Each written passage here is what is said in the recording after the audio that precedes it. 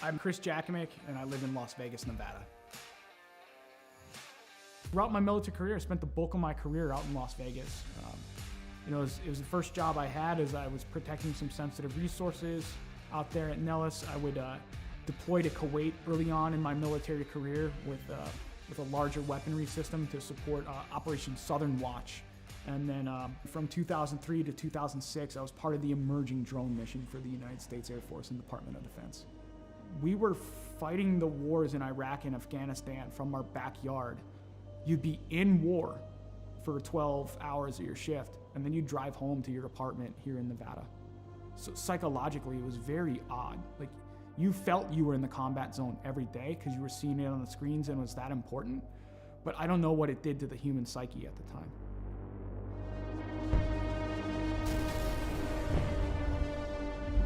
Some things would kind of happen in my personal life after that would change a lot. When Adam joined the Marine Corps, it was a natural fit. Anybody who joins the military, especially after 9/11 happened, you're looking for that purpose. I think that's why he made the choice. It's like, let me go be a Marine. He was in between Fallujah and Ramadi during the heaviest parts of the fighting of the Iraq conflict. I mean, you hear guys like Jocko and everything talk about like the triangle of death. My brother was dead set in the middle of the triangle of death with a Marine unit. I think it changed him. Like, you look at everything across history, you read any of the books out there, war changes anybody that's been involved with it. Trauma or mass events like that changes anybody, and it really changed my brother. And I get that call. I get the text, actually, from my stepmom. I was like, I need you to call me as soon as possible. Something's wrong with Adam. All right. Didn't think anything of it. And I'm about to pull off the highway to go celebrate and have some pizza with my classmates, and she's like, Adam's dead. Adam's dead. He had died by suicide that day, 25th of July, 2017. And it changed my world forever. I think that was the first time I saw or heard someone broken through the phone. There was a time where I was concerned that he wasn't going to make it. There were times I thought we're going to have to camp out outside of his house, or we might get that phone call. Are we ready for that phone call? I couldn't catch a break. A fellow first sergeant I served with, he had died by suicide. On the day of my buddy's funeral, I'm going through social media, and I see this, what appears to be a manifesto from one of my old airmen. My first thought was like, today's not going to be a good day. And sadly, my hunch was right. He had killed his own family and taken his own life on the day of my buddy's funeral. It was just compounding trauma after trauma after trauma. I cracked. I fell hard with alcohol. That was rock bottom.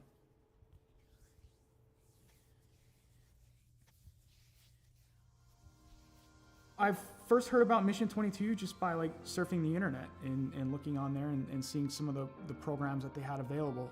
I was like, something seems right about this. To be in a program like the R&R program with them and the innovative things that they're putting together, I have not seen in any other veteran nonprofit. It's putting all this stuff together to heal in the most effective way possible. They're making you do a lot of the hard work through reading, through audiobooks, through physical fitness, through nutrition, open discussion, critical thinking, neuroplasticity and cognitive feedback to where you're developing the brain more. It's given me a chance to regain my life.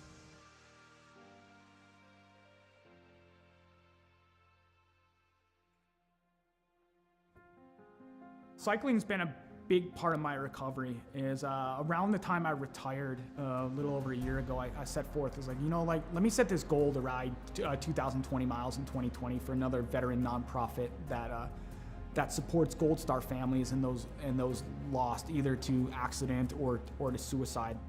Every time I got on that bike, I was like, you know what? There's a name, there's a dash that I'm gonna honor today. Not the dates on the gravestone. Is like, I'm gonna honor that life. So it gave me purpose. And it just became like a release for me to where the pedals would spin and I would get out of my head for a little bit. physically I was starting to feel better. I could see the improvements, and I've tracked my data over the past year, and it's phenomenal on the growth that I've had on a bike. He's just on a mission and is relentless about it. You know, every day he pushes it. From, you know, the loss of his brother and a number of different trauma that he had gone through in his life, it was absolutely critical for him to find something that he could sink his teeth into. I think he's taken the ball and run with it with Mission 22, especially the R&R, the recovery and resilience part. I think it makes him stronger in the person that he is today. I don't know why I fell on the bike. It was just like, okay, it called to me, and then I kept going. So you know that scene from Forrest Gump where he just starts running one day and it ends up in Monument Valley in Utah? He's like, I'm tired, I think I'll go home now. I'm not tired yet. I'm not ready to throw the towel in like Forrest Gump did. I'm getting on that bike and I'm keeping on going because there's something about it.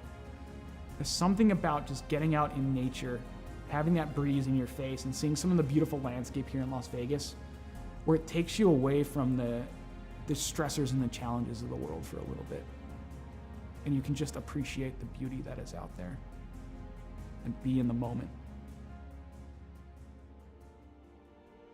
And then it got serious because the Air Force enrolled me in the Air Force Wounded Warrior program, and it got transformed into lo and behold training. If I do this well, maybe I can go represent the Air Force. Maybe my grief and everything in my entire story can come to fruition because I can put the energy into something positive.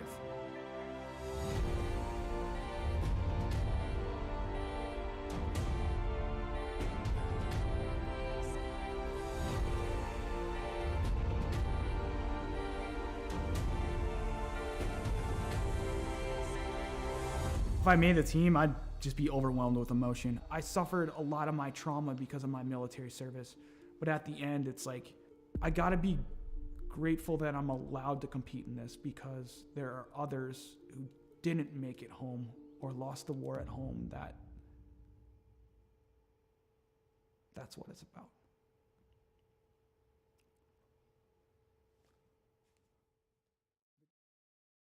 Oh my gosh, everybody. I am so excited. My heart's pumping. My hands are sweaty. Please welcome our very own Director of the Air Force Wounded Warrior Program, Colonel Rich Obert. Over to you, sir. Welcome, warriors and athletes. Today we're going to announce the 2021 Air Force Team for Warrior Games. The selection was difficult as there were many hardworking and deserving individuals, and the work and dedication was apparent by all. I know the suspense is killing you, so I'll turn it back over to Marcia. Good luck to each of you. Back to you, Marcia. All right. Thank you, sir. Starting us out from Air Education and Training Command, Major Daniel, Lieutenant Dan Cariña. Yes, yes, yes. Air Combat Command, out of Texas, Master Sergeant Nicole Nikki Favuza. From Valdosta, Georgia, Technical Sergeant retired Antonio Del Vecchio. From East Liberty, Ohio, Airman retired Pete Murphy. Technical Sergeant retired Margie Hinkle. And coming up next, former pole vaulter, that is very similar to Blaze Velarde, coming to you from Las Vegas, Nevada, Master Sergeant retired Chris Jacksomek. Warrior Games competitor back on the team, Staff Sergeant retired Joseph Alex Pate. Whew. What? He did All right. big things back in the day. He's gonna do big things. Coming to you from St. Henry. Wow. We look at Mission 22 and we see all the shirts, we see all the flags out there. I don't think enough of the people understand how big the programs actually are and how that is actually in there. And like, I'm a benefactor from the donations of these private donors that are there to allow me to live life, to improve life for not only myself, but for friends, for fellow veterans, for my children, for my girlfriend, for my family, is to be that, to say, you know what? We can keep going at the end of the day. We can keep going, no matter how hard it gets. no matter how difficult life becomes, we can keep going.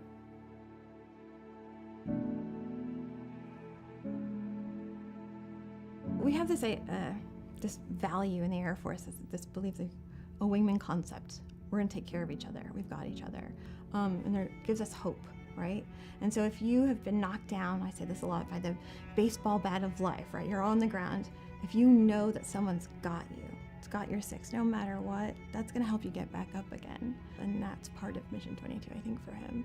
That connection, that human connection, that's what's going to save us. Yeah, that's what saved him. He can be a light in darkness. No matter how dark that spiral is, to know that someone got back up again and navigated their way out, that they can get through it too, that they are not alone. Not for one moment of one day. That's what he could be. He could be a beacon of light.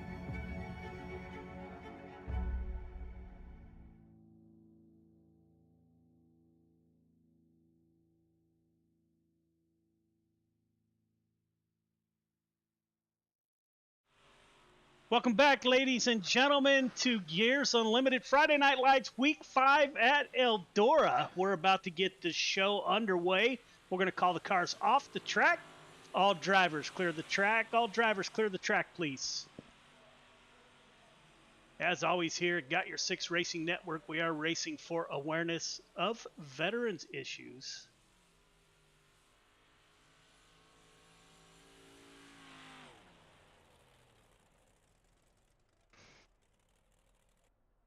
All right, fellas, welcome to Gears Unlimited Friday Night Lights 358 Modifieds, brought to you by A&J Landscaping. We do have some new drivers in the field. We'll go over the rules real quick.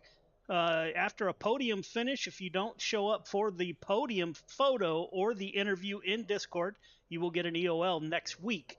Bring out 2 cautions in any race, be it a heat race or a feature. You will be DQ'd from that division for the night. Intentional contact, never acceptable at any time.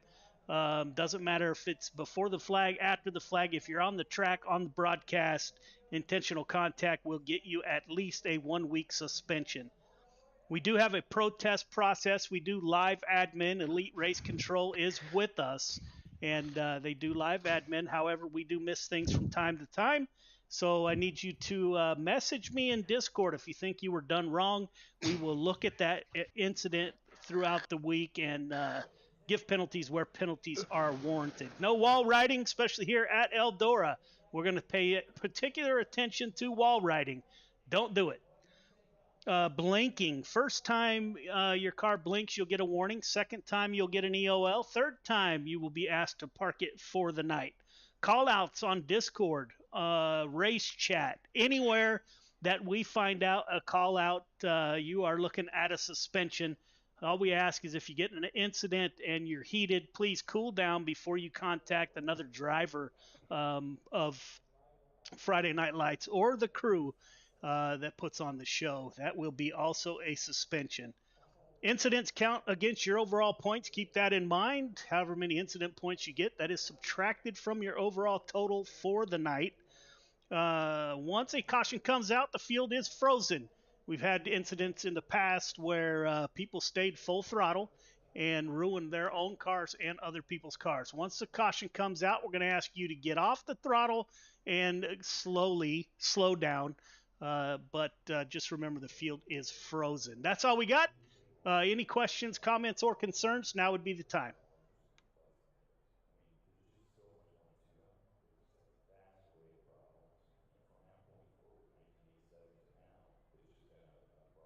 I'll let Clayton talk to that.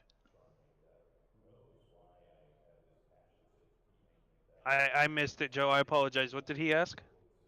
If we're running the new wall riding rule. So it's basically like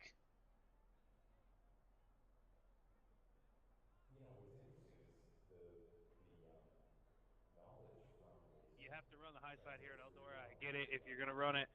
But if I see sparks after sparks after sparks, first time I'm going to throw a caution. I'll call you out in front of the whole field, tell you to knock it off. It's going to be treated just like blinking. First time, I'll throw a caution and tell you. Second time, I'll throw a caution and send you to the back without saying anything. If at that point it doesn't need an explanation, you know why. Third time, we won't throw a caution. I'll just DQ you, and the field will continue racing. So, do your best to stay off the wall. I know some of us know it a little bit better than others, but at the end of the day, everybody pays to be here. You guys have enough talent to win on the track. We don't need the wall to help win. We don't need any kind of unfortunate advantages for other drivers not being able to do that, not being able to run up there. So just do yourself a favor, keep the right rears off the wall tonight, please. All right, fellas, without further ado, we will advance to qualifying. I wish you all the best of luck.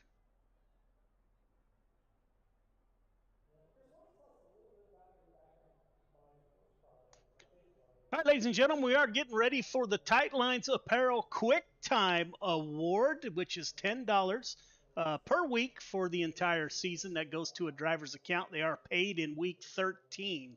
Have a passion for the great outdoors and fishing? Tight Lines Apparel has all your fishing apparel needs for the whole family, from women's to men's and youth sizes. Family owned and operated, Tight Lines Apparel has a passion for the outdoors, and everything is custom made to orders from tees to hoodies. Tight Lines Apparel is your one-stop shop for all your fishing apparel needs. Act now and use code SIMRACERSHIP for free shipping on your order. That's SIMRACERSHIP for free shipping. Be sure to give them a like and follow on Facebook and Instagram and get the whole family set up with Tight Lines Apparel. Keep it tight with Tight Lines Apparel.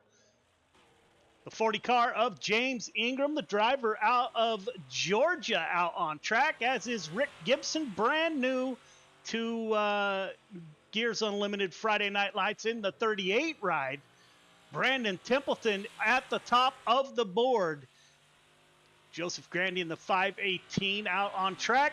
Isaac Salas in the 5 car, Venom Racing driver. He puts his ride on the podium. Grant Wesley up to P2, moving Templeton down to P3. Ryan Stillwell in the 09 is with us, currently 9th quick. In that 09, now 10th quick. Joseph Grandy just wrapping up. Cale Smith in the 115. CTM driver out on track, currently 8th quick in that 115.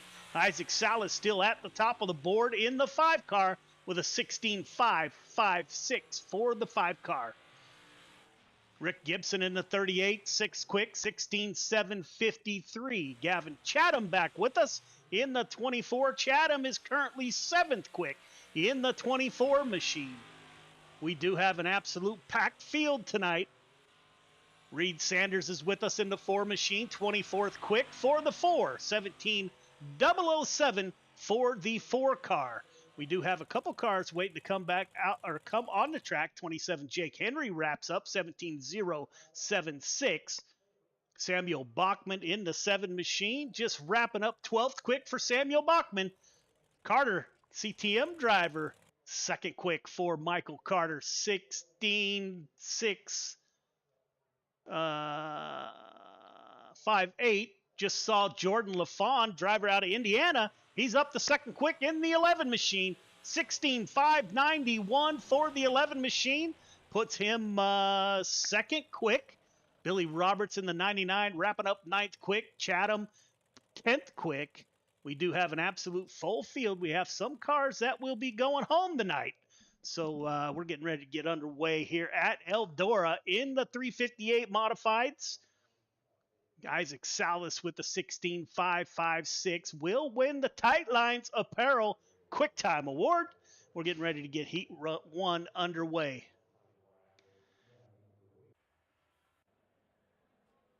Heat 1 to the grid. Heat 1 to the grid, please. Isaac Salas, Grant Wesley on the front row. Matt Grimm, Gavin Chatham in row 2. Ryan Stillwell, Anthony Marfulio in row number 3. Clay Christopherson, Caden Berry in 4. Randall Dixon, Luke Hines in row number 5. Congratulations to the 5 car. Isaac Salas with the Tight Lines Apparel Quick Time. $10 to your account, sir. As we get ready to get underway, leaders stay 1.5 car length behind the pace truck. Everybody else, once you get the 1 to go, tighten it up, half car length between yourself, the car in front of you. The initial start is on green. Do not jump the start. Do not pass before the start finish line. Got 8 laps to get it done. top 4 heading directly to the feature. Everybody else going to a B main. We will have some drivers that do not make the feature tonight. Race hard, race clean. Good luck. This is a pretty stacked on front green, right? row. Yes, Isaac. Yeah, Isaac Salas and Grant Wesley. I can tell you this is probably going to be some of the best modified racing, man. The whole field is within half a second of each other. Here we go. Green flag is out. Isaac Salas on the bottom. Hugs that. He's going to slide outside, get in front of the 88. Crossover coming from Grant Wesley, the driver out of Evansville, Indiana, in the 88. Now he's going to go to the bottom. Will he hold it down to not let Salas get back by? Matt Grimm in the 91. He's running in P3. Anthony Marvulio in the 238. He's in the 4th and final transfer position. Although that changed in a big hurry. Now that belongs to Gavin Chatham. He's a 4th driver looking at his ticket to the feature. If he can stay right where he's at on lap 3 of 8. Battling it out. Gavin Chatham is not done. He's going to go up and challenge the 91 of Matt Grimm, the YOB driver. God, that's close racing. Anthony Marfulli on the 238. Caden Berry in the 12 car. He's running that high side, trying to get up to that 4th position. Clay Christopherson in the 51. He's currently in P7. Luke Hines in the 17. Ryan Stillwell in the 9. Randall Dixon in the 111. Up front, Isaac Salas. Caden Berry in the wall. 12 car, Caden Berry. I see also Clay Christopherson. Let's take a look.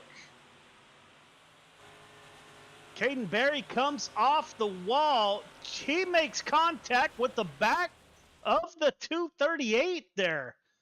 So Berry ran a different line off the wall here. Running in P5, the 12 car, the youngster out of New Hampshire. So it looks like Caden Berry's coming down. Anthony Marfulio's coming up. You guys are coming off the corner here. Not There's a lot the 12 of significant and the contact, 238. and then the 12 car just shoots out. That is claimed as a racing incident, and possibly a little bit of net code with just the exaggerated. They make bounce off the contact, no 238, penalty no given, ELL. so we will not have an EOL. But it looks like that 12 car currently, Caden Berry is 2nd in the overall points. The 12 Caden, car can you let me will know, head your to toe the time, back please, of buddy? the field. Minute and 15 seconds. On lap 5 of 8, Sounds good, thank you. Isaac Salas was starting to get away from the Is it field fine if I there do in a the quick 5 repair car. This will bring You're more than Grant welcome. Wesley to his rear bumper.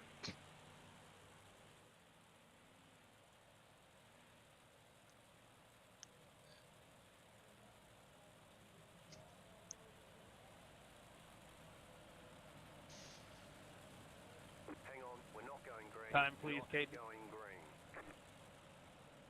40 seconds. Caden Berry in the pits. We do try to let everybody get a chance to repair their car. Everybody does pay to race here.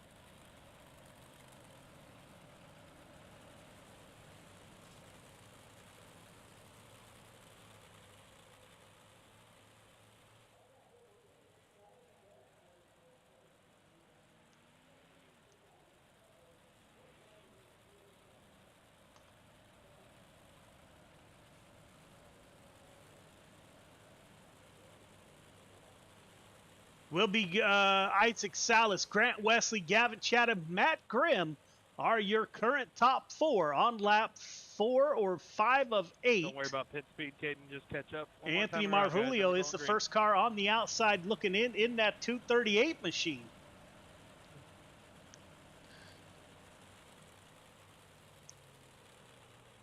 All right, looks like we got Caden Berry out joining the back of the field. Green next time by.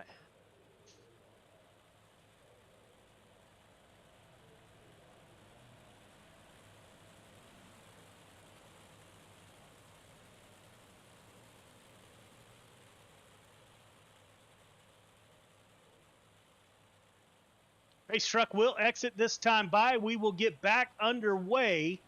Sorry, doing a little bit of admin while we're doing this. That's not what you guys wanted to see.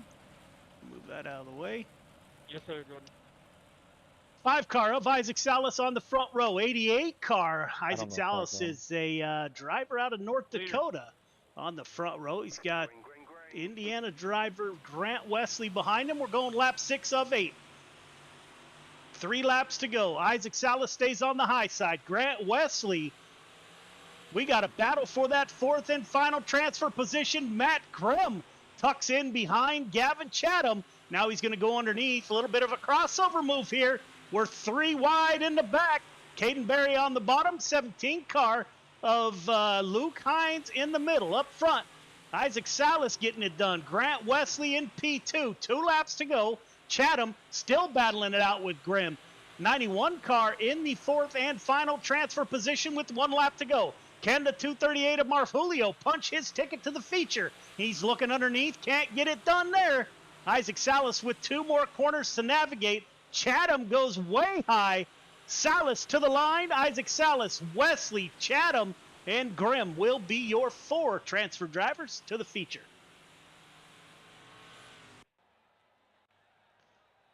Heat 2 to the grid. Heat 2 to the grid, please.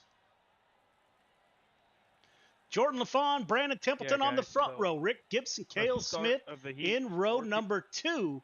Samuel Bachman, Donald Ingram in 3. Mark Gilbert, Randy Shreves in 4. Reed Sanders, Jake Henry round out your field of 10 drivers.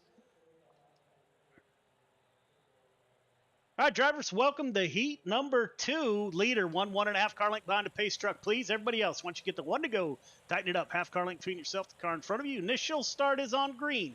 Do not jump the start. Do not pass before the start finish line. Got 8 laps to get it done. Top 4 heading directly to the feature. Everybody else going to a consi of some sort. Race hard, race clean. Good luck.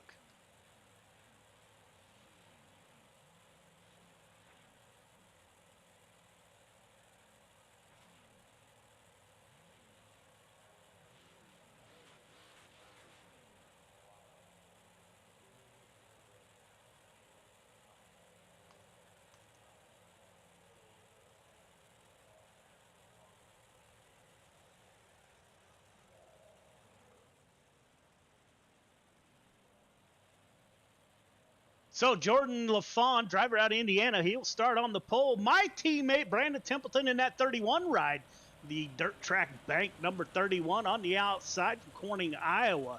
Rick Gibson, new to Friday Night Lights in the 38. He will roll off on the inside of row number 2. Pace truck is off, leaving the field to Jordan LaFawn, waiting on the green flag. Green flag is out. We are underway.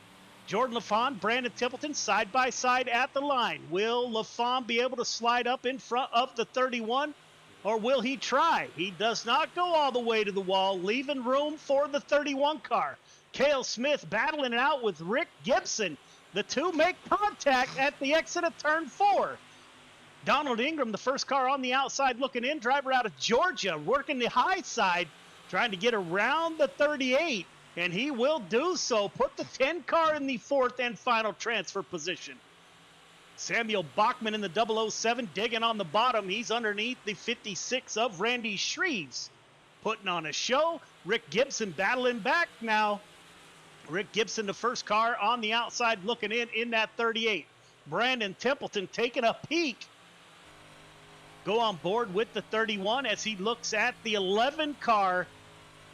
Indiana driver against Iowa driver on the back stretch coming into turn 3 and 4. Templeton, you can see him working the car. You can hear him working the throttle. It will be Jordan LaFawn at the line. Cale Smith, Donald Ingram goes down low. Will that open the door for Rick Gibson? Gibson pulls up alongside. Coming off of turn 4, it will be Rick Gibson in P4. He's able to make the pass. Donald Ingram not giving up on the inside. Yes, he falls in line behind that 38. You can see Templeton took over the lead. The 31 car to the point. As Jordan LaFawn takes the lead back. Templeton on the bottom side in the 31. LaFawn on the high side in the 11. Cale Smith trying to become a part of this action. Templeton gets close. He has to back out of it. That may open the door for the 115 with 1 lap to go. Cale Smith is going to dive down low in the 115. Will make contact with the 38. That will put Donald Ingram in the 4th and final transfer position. LaFawn, Templeton, Smith, Ingram are your top 4 advancing to the feature. Great heat race. Yeah, tough break for Rick Gibson there. We see a lot of speed out of Rick over at the Outlaw recently. Cale Smith just kind of slides up, catches him with the right rear, and puts him in the fence off 2. And Rick Gibson back of his heat race, not where you want to be, knowing that there's eliminations going on tonight. Michael Carter, Vitale on the front row. Billy Roberts, Scheuer in row 2. Cox Grandy 3. Reynolds Wright in 4. Ingram and Dudow in row number 5. All right, leader, 1.5 car length behind the pace truck, please. Everybody else, once you get the 1 to go, tighten it up. Half car length between yourself, the car in front of you. The initial start is on green. Do not jump the start. Do not pass before the start finish line. You got 8 laps to get it done. Top 4 heading directly to the feature. Everybody else going to a Consi, a race hard, a race clean. Good luck. Boy, this has kind of been fast-paced tonight, Clayton. We haven't even had time to talk. Yeah, I know. It's I'm enjoying it though. I'm liking it. Watching, kind of having to watch the race from the back and look over the whole field in one shot. Maybe looking for that wall contact that we don't want to see tonight. But man, these guys are keeping it clean right now, running smooth. As I say that, we've got a caution. Chris Cox involved, it looks like. Let's take a look. That didn't take long. Chris Cox in the gray car right underneath your camera. Oh, gets in the back of the 99. That will send Billy Roberts around and the 515 to the back of the field. Michael Carter up front. Anthony Vitale Jr. in P2. Everyone out there, greatly appreciate everybody tuning in. You can see the Jordan LaFawn fan club out there, Caden Berry fan club out there. Greatly appreciate you guys, as always, tuning in. Love to hear from folks from different parts of the country. Kind of crazy that we get together on a computer racing game and the people that you meet. So greatly appreciate everybody tuning in.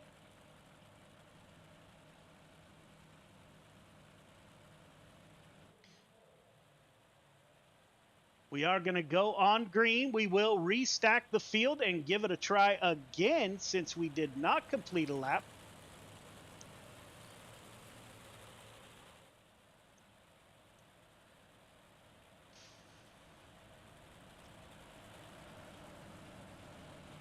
Lights are off on the pace truck. We are getting ready to go green.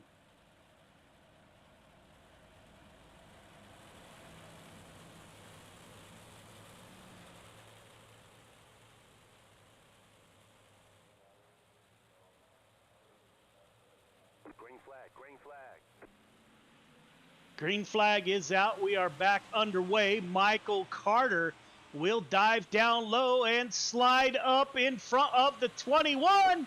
57 car gets sideways. That's Scott Scheuer. He's brand new to Friday Night Lights. Driver out of Central Florida. He's able to hold on to the 57 as the 518 goes by. That is Joseph Grandy in the 4th and final transfer position. The 57 of Scheuer battling it out with the 22. Dean Reynolds now, he's up to P3. Up front, Michael Carter getting away from the field. Anthony Vitale Jr. P2. Joseph Grandy in P3. Now P4 as the 79 of Reynolds gets by. Grandy working down low. Dean Reynolds working high side on lap 4 of 8. Yeah, Clayton, I was very surprised today when I looked it up. We had 4 different winners so far in the 358 modifieds. Yeah, we've had a lot of heavy hitters show up, man. We're used to Michael Carter up front from last season. Michael's going to have to step up his game if he wants to keep that momentum going, because we've got a lot of talent that has stepped into Friday Night Lights this year, and you love to see it. We're going to go 3 wide, the 22 car, Brandon Wright on the bottom. Trying to get by the 518, 3 wide, coming off of 4. Dean Reynolds able to stay in P4. These drivers battling it out. Now the 57 getting in the mix. That's Scott Scheuer. He's currently in 6th place. They make a little bit of contact there, Grandy and Scheuer. Up front, we're about to have a battle for the lead on the last lap. Michael Carter battling it out with Anthony Vitale Jr. in the 21 car. Michael Carter down low. Vitale running the middle. Coming off of turn 4. Carter, Vitale, Reynolds, Brandon Wright drives the 22 to the feature in heat number 3.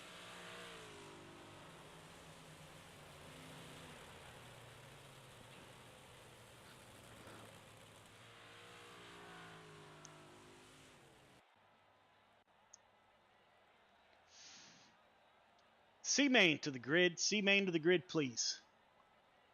Chris Cox, Clay Christopherson on the front row. Jake Henry, James Ingram in row 2. Caden Berry, Rick Gibson in 3. Dunau, Hines in 4. Sanders, Billy Roberts in row number 5. Let me see how many cars we have advancing out of the C. Top 4 will advance. All right, drivers, welcome to the C-Main. Leader, 1.5 car length behind the pace truck, please. Everybody else, once you get the 1 to go, tighten it up. Half car length between yourself, the car in front of you. Initial start is on green. Do not jump the start. Do not pass before the start finish line. Top 4 advancing to the B. Top 4 advancing to the B. Everyone else heading home. Race hard, or race clean. Good luck. So we got 4 heading home out of the C-Main tonight, Clayton. That's we haven't had that in quite some time. Yeah, full fields, man. These guys are going to give it a little bit extra here in this B-Main, or C-Main, my apologies. We're bound to see some really good racing. Caden Berry dives for the bottom in the 12 car. Youngster out of New Hampshire trying to get underneath the 515 of Chris Cox. Chris Cox able to hold off the charge until there.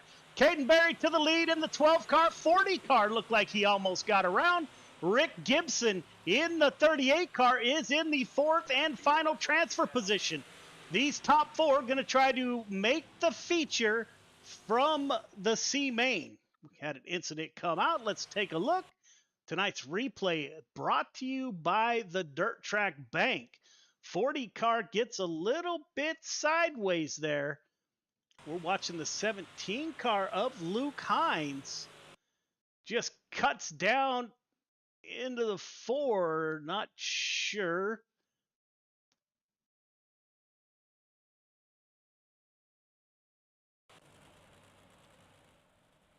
'17 car will go to the end of the longest line. Caden Berry moves up 4, puts the 12 car on the front of the field here currently. Clay Christopherson, Chris Cox. Rick Gibson is the final car that will advance to the B-Main.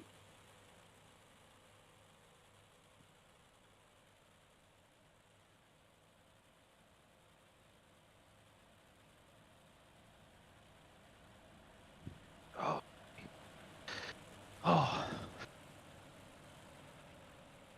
Triple duty tonight. Caden Berry, Clay Christopherson on lap 3 of 10.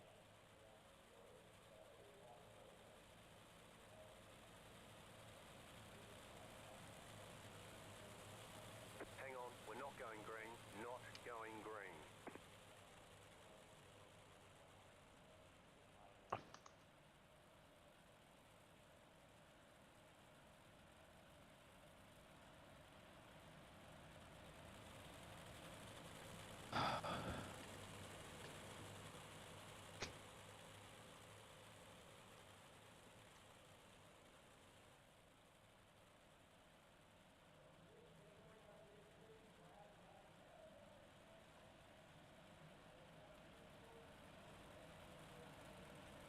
So first C-Main of the year. No, we've had one other C-Main. Caden Berry at the front of the field. Gail Hodgson out there. Greatly appreciate you, ma'am, as always, for tuning in and cheering on the 12 car.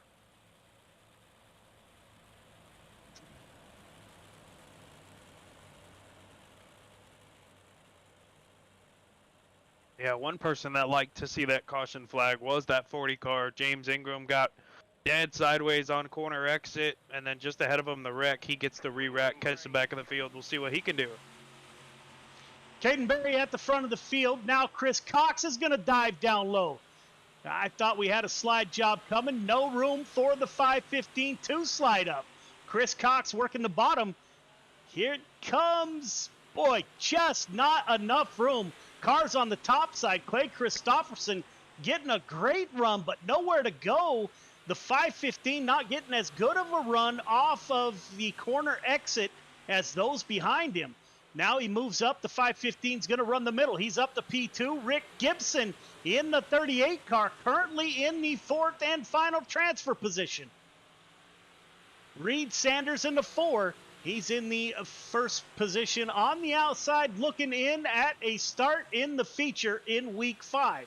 Caden Berry up front. All the action's right here. Chris Gibson doing his best to get around the 515 of Chris Cox. Clay Christopherson in tow.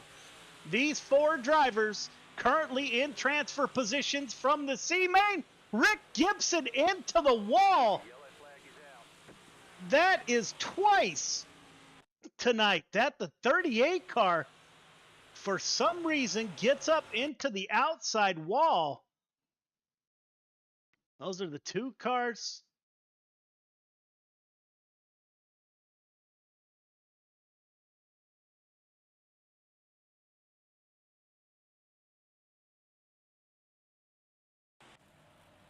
Caden Berry still at the front of the field. That will move the 4 car of Reed Sanders into the fourth and final transfer position to the B.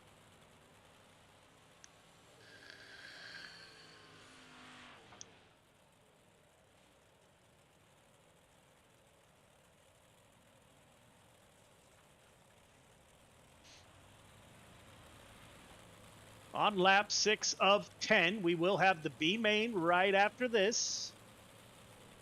Don't forget, coming up later tonight, we have Pro Late Models and 305 Sprint Cars. Got our first hint of possibly a driver suggestion of changing the 305s into the 360 Sprint Cars. So we'll see if that gains any traction. For those of you out there, drivers do vote on what we run, how we run, just about everything we do. This is a driver's league. Everything is voted on. We're going to go single file. Lights are off on the pace truck on lap 6 of 10. Caden Berry with the lead. Reed Sanders, the final car, currently in a transfer position. Luke Hines, James Ingram behind him.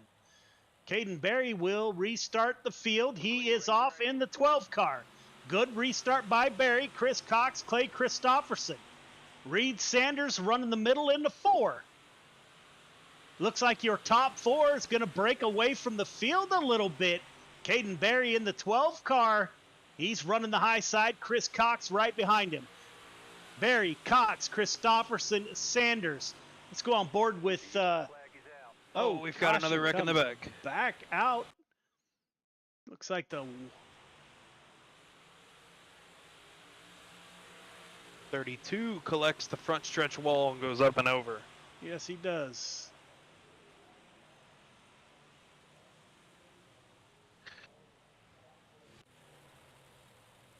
So we will line them up and try again on lap 9 of 10. 2 laps to go here. Can the 12 car hold off the field, advance to the B main?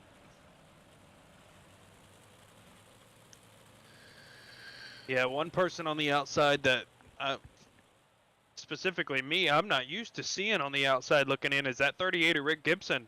1 spot out of a transfer. He's got 2 laps to get it done. He doesn't run our Outlaw League on Tuesdays that you broadcast there, Joe. But, man, when he does, he's fast. He's not there weekly, but very fast. I'm sure that 38's hungry to get around that 4 car just in front, at least the 4 car, just to make sure he can advance into the next race tonight. Yeah, brand new to Friday Night Lights, active duty Navy driver Rick Gibson. In the 38, trying to not miss his first feature for Friday Night Lights. Caden Berry will restart the field. Pace truck is off. as is Caden Berry. Good restart by the 5:15. We got 2 laps to go. Caden Berry on the high side. 5:15 of Chris Cox. He's going to take a look down low. He tries to get underneath the 12 car. Slide job coming. Berry with the crossover. Berry will land the crossover. Put Berry back to the point. Caden Berry, Chris Cox, Christopherson, Reed Sanders. 38 car of Rick Gibson trying to dig into the wall once again. Chris Cox at the front of the field. Tries a slide job. Won't work. Caden Berry to the point. Berry, Cox, Christopherson, Sanders. Your 4 transfer drivers to the B main.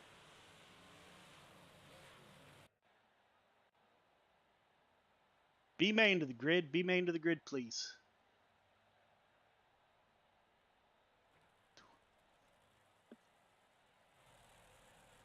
All right, drivers, welcome to the B main. For some reason, iRacing will transfer all drivers to the feature. So basically running for your starting position in the feature. Leader, as always, 1.5 car length behind the pace truck, please. Everybody else, once you get the 1 to go, tighten it up. Half car length between yourself, the car in front of you. Again, you got 10 laps to get it done. Everyone transfers to the feature. Race hard, race clean. Good luck. Yeah, I need to find out what setting does that. This happens to us more times than not, to where the B main, everybody transfers once you have a C main, Clayton. So I'm not sure where that setting is at. I know what it is. I'll show it to you later, Mr. Joe. That works, man. Thank you. Yes, sir. Pace truck is off, leaving the field to the 238. That is Anthony Marfulio. 56 of Randy Shreves on the outside. We're going to go 3 wide. The 007, that is Samuel Bachman on the inside. We got a mess, a group of cars right here. That is the 111, the 76, and the 515. The drivers out of the C main trying to get back up through the field for a better starting position in the feature. Up front, Joseph Grandy in the 518. Brian Stillwell in the 09. Anthony Marfulio. Now Randy Shreves takes over the lead. Marfulio, we're used to seeing the driver out of New Hampshire on the bottom side in that 238. Got somebody around in the back. Like Randall Dixon. Just caught it out of the corner of my eye.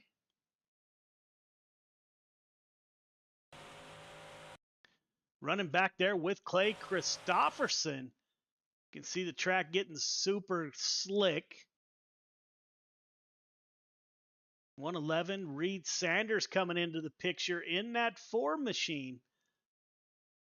Can't quite tell if that's netcode or not. Let's check the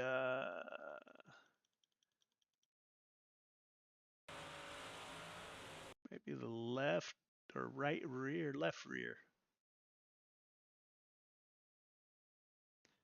We're on the left rear of the 111.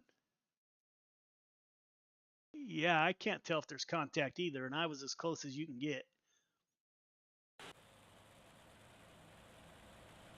56, Randy Shreves on the point on lap 3 of 10. Biggest mover, Chris Cox. He's up 2.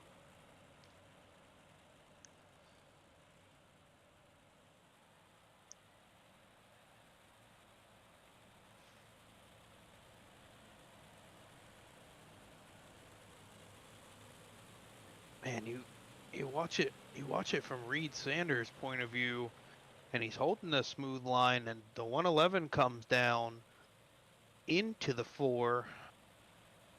They are both at the back, so we're gonna let them go green here. But man, yeah, I saw the same thing. Call. The line didn't change, however, yeah, that was a tough call. Randy Shreves on the front row will restart us here. He's got Anthony Marfulio to his outside. Pace truck is off. We are underway. Randy Shreves will get to the high side, as will Anthony Marfulio. Brian Stillwell dives the 09 down low, and the 518 of Joseph Grandy's going to try to get up in the mix. We're going to go 3 wide up front. Grandy battling it out with Stillwell. the 57 car of Scott Scheuer in the mix. These guys are not holding back. Every position moves them up one in the feature, I suppose. They are going after it like it were the last lap of the feature. The 09 of Stillwell working underneath the 238 of Marfulio, 518 of Joseph Grandy. He also tries to duck down. What a race. We got racing it through the entire field. Far wide. Joseph Grandy down low. Stillwell in the middle. 238 of Anthony Marfulio was on top. 56 of Randy Shreve stays up against the fence. Stillwell makes a little contact with Joseph Grandy. That drives the 09 to the outside wall. Now Chris Cox is going to get involved. They make contact. 07 of Bachman makes contact. 007 and the 515 into the outside fence. Something had to give there. There's Stillwell making contact with the 57, gets him to over-rotate. Net code between him and the 007, and then it's just on after that. Yeah, I see Scott check up for Ryan Stillwell. Chris Cox comes up, saves it. Yeah, then we've got net code off the right front of Chris Cox, sending Scott Scheuer and the 007 up into the wall and around. Randy Shreve still leading the pack.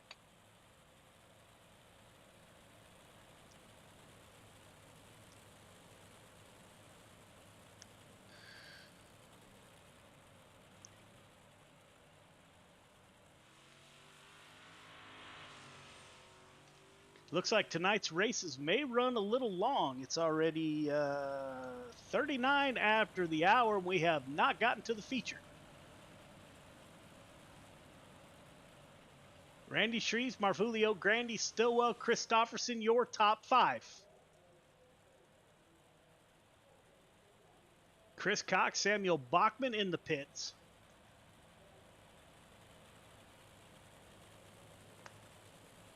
Hang on, we're not going green.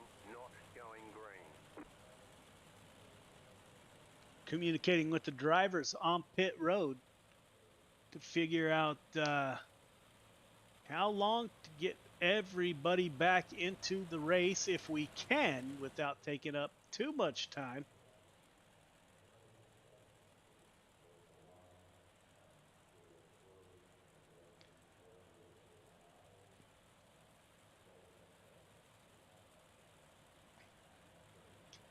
Shreves, Marfulio, Grandy once again. Hang on, we're not going green. Not going green. People giving pointers to the 515 on how to fix his car. I'm not sure how much I'd trust that. Yeah, I've actually done the wall tap before. If you bump it into the wall, it will the whole car will bounce up and it will reset your car. So unfortunately 515 had to tow just to take the replacement, but he'll be sounds like he's almost under a minute. We'll be green here in a few laps. Randy Shreves leading the field. Anthony Marfulio, the tricks you learn on iRacing.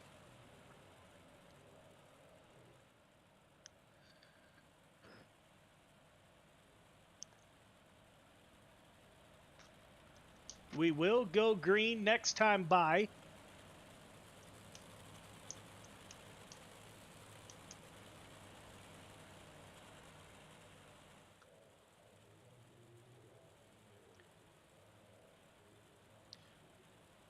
The lights will go off on the pace truck. Riding along with Randy Shreves on the pole here. 515 will join the field at the rear. Anthony Marfulio to his outside. Guess we're going to go single file on lap 8 of 10. Joseph Grandy is with us.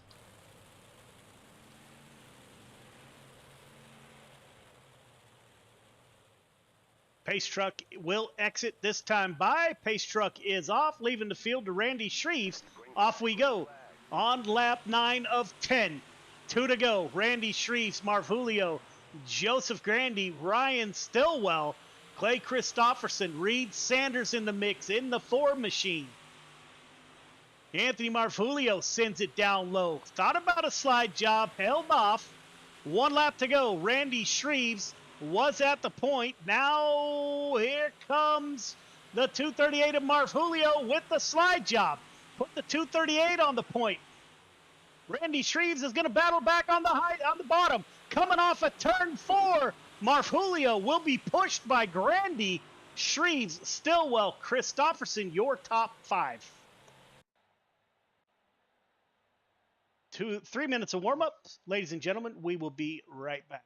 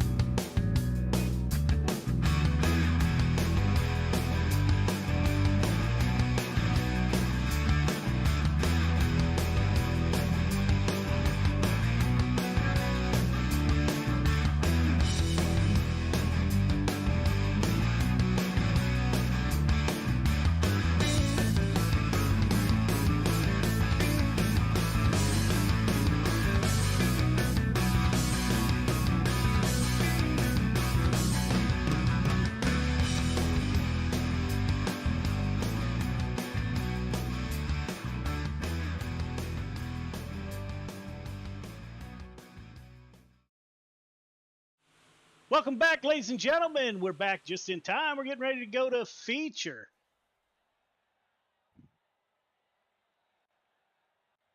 Feature to the grid, please. Let's line them up. Isaac Salas, Jordan LaFawn in the front row. Carter Wesley in 2. Templeton Vitale in 3. Chatham on the inside of Smith in row number 4. Reynolds Grimm in 5. Ingram Wright in 6. Marfulio Grandy in 7. Shreve Stillwell in row number 8. Clay Christopherson, Reed Sanders in 9. Mark Gilbert, Caden Berry in 10. Randall Dixon, Samuel Bachman in 11. Scheuer and Chris Cox round out your full field of 24 drivers. All right, leaders, same deal as the heat races. 1.5 car length behind the pace truck. Everyone else, once you get the 1 to go, tighten it up. Half car length between yourself, the car in front of you. The initial start is on green. Do not jump the start. Do not pass before the start-finish line. Got 25 laps to get it done. Race hard. race clean, put on a great show. Good luck. I don't even know who to pick anymore in this one, Clayton.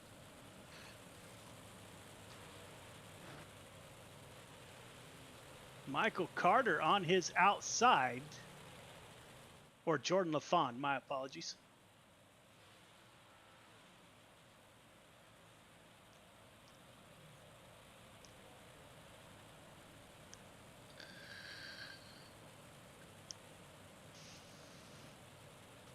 Isaac Salas, oil field worker out of North Dakota. A great driver in anything that he steps into.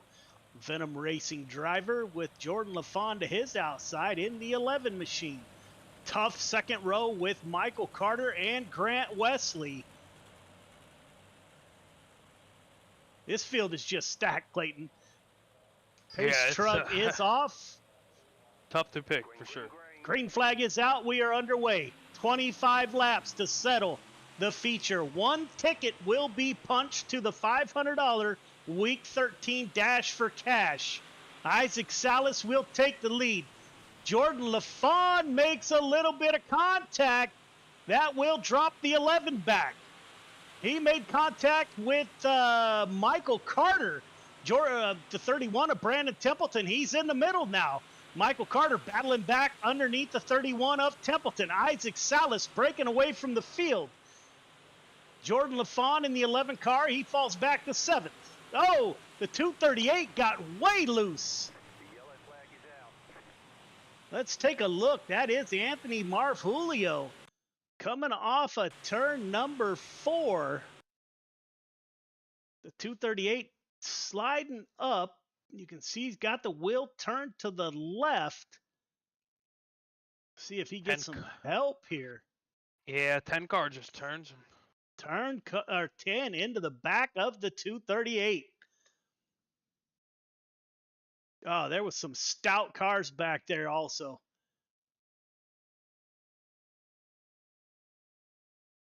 .238 Anthony Marvulio around. Isaac Salas broke away from the field early. Salas, Wesley, Templeton, Vitali, Carter. Your top 5.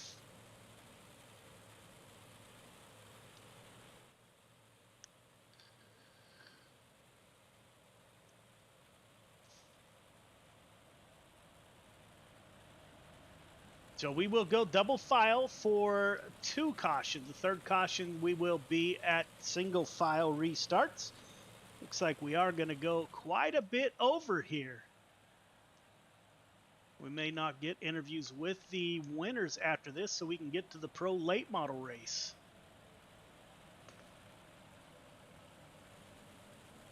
Lights are off on the pace truck. 4 laps complete.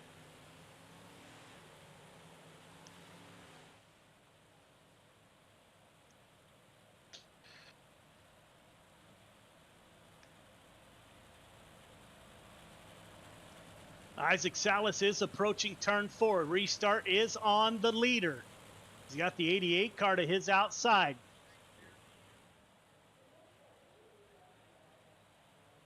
Salas holding the field. Good restart by the 5. 88 of Grant Wesley goes with the 5. Isaac Salas stays in the middle, not quite up on the wall. 88 car up on the wall. Gets a good run off. Templeton down low, as is Michael Carter. Anthony Vitali Jr. 3-4 wide, can't tell. Oh, Michael Carter makes contact with Templeton. Let's take a look.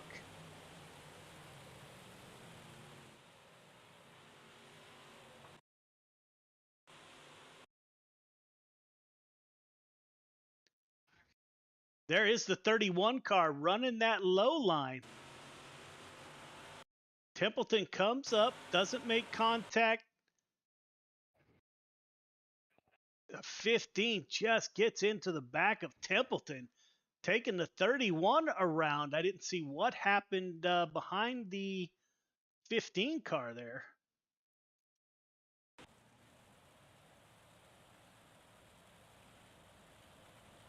We'll let race control make that call.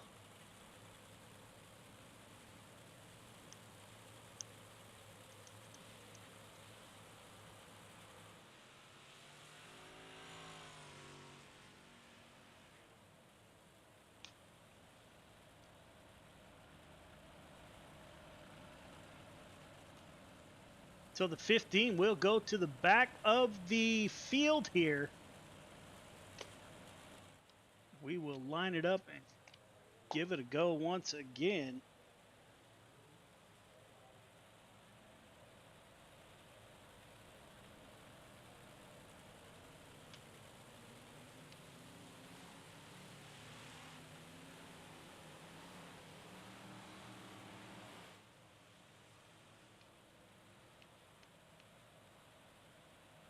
Hang on, we're not going green. We will Not extend going the green. green here.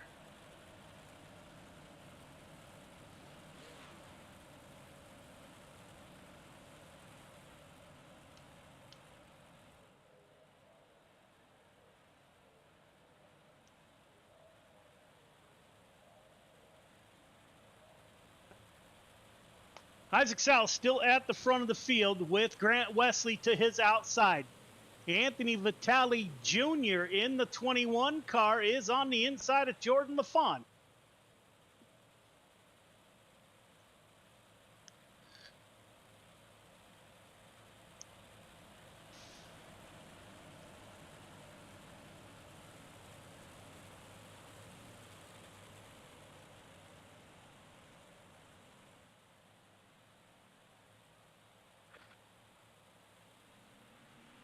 Isaac Salas back off on lap 6 of 25. We have a ways to go.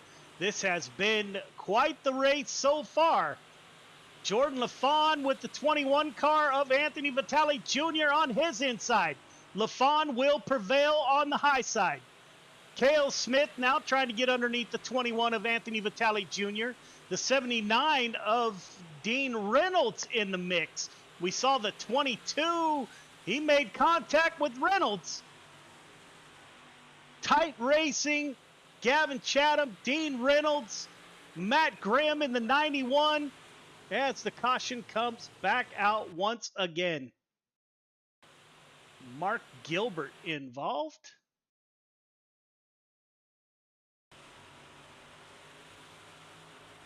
Gilbert in the 76. Grandy gets into the wall. Gilbert gets into Grandy. Brandon Templeton also went around.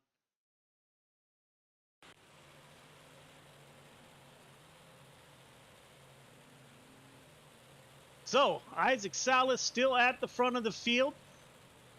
Can't seem to get any rhythm going here. Early, these drivers are hungry for the win, Clayton. Yeah, going single file here, I think might clean a little bit of it up.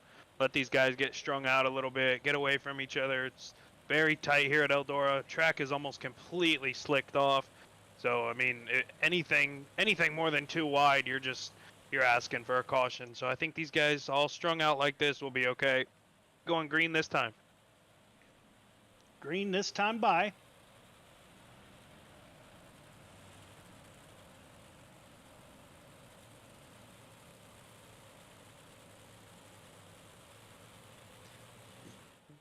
Isaac Salas, Wesley LaFawn, Vitale Jr., Cale Smith, your top 5. Isaac Salas with the restart. Good restart by the 5. 88 car of Grant Wesley will be in tow. Jordan LaFawn in P3. Anthony Vitale Jr. in the 21. He falls back a little bit. Brandon Wright in the 22 machine. Caden Berry battling back on the bottom side. The youngster out of New Hampshire is up 10 positions from the start. Oh, somebody hard into the wall. Vitale Jr.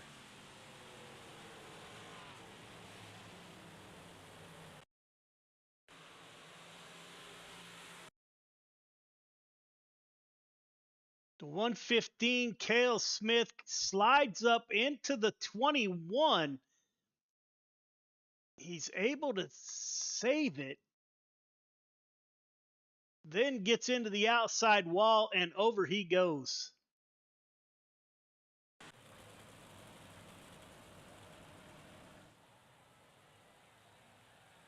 Only lap 10 of 25, so we are going to be delayed here for sure. Oh yeah, without a doubt, this is another tough one here. Looks like the 115 is going to get himself a penalty. And as I say that, I had a feeling to charge my headset today too, and now I'm listening to low battery, so I'm going to have to plug this thing in for the night. Yeah, that's never a good thing.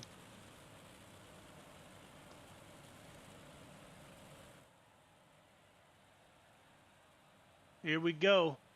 Lights are still on the pace truck. See if we can get some rhythm going here.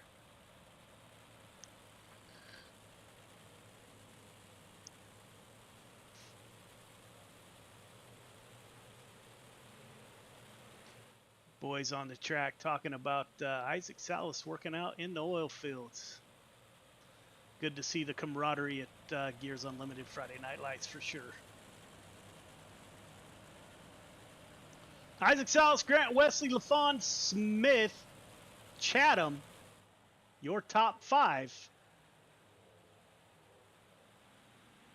I've got to plug this thing in. Please stay green. Wesley, LaFawn, Cale Smith in the 115, Gavin Chatham in the 24. Dean Reynolds, Matt Grimm in the 91. The Wyobe Racing driver is behind Dean Reynolds. Caden Berry looks to the inside of the 22, as does Anthony Marfulio. 22 of Brandon Wright. We saw him charge through the field late and take get a transfer position up front.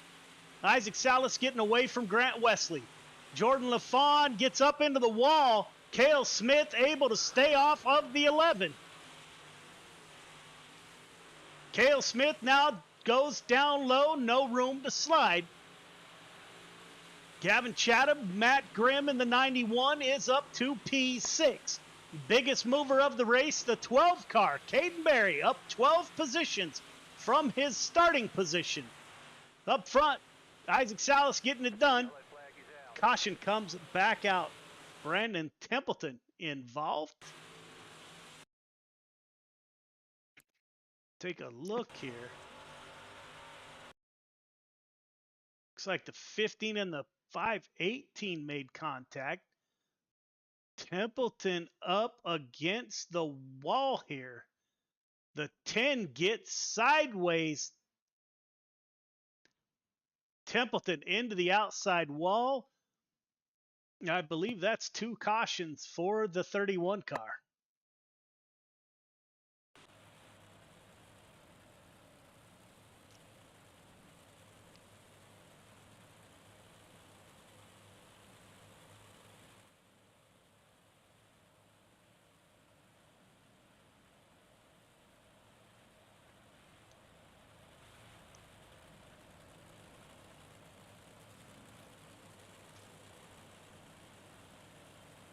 All right, drivers, let's settle in, get some green flag laps in. Everyone settle in, got a ways to go. We are over halfway. We will not interview the drivers at the conclusion of this race so we can make it to the pro late models.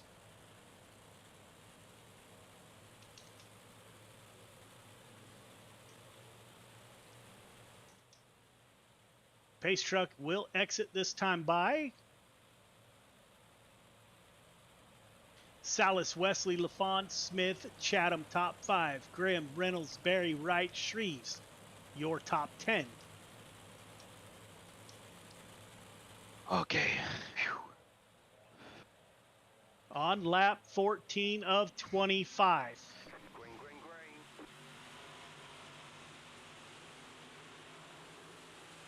Isaac Salas, Grant Wesley goes with the 5 this time.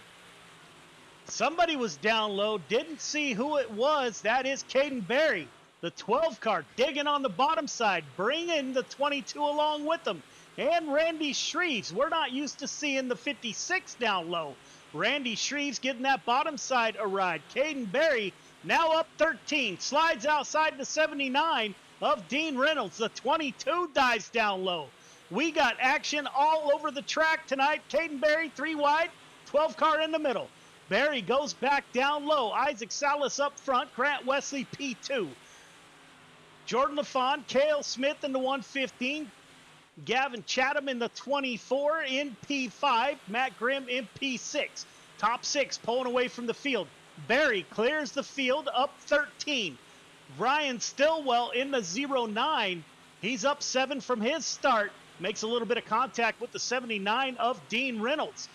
Stillwell, we've seen him run down low in the Outlaw Racing League. It looks like that's where the 9 will go tonight.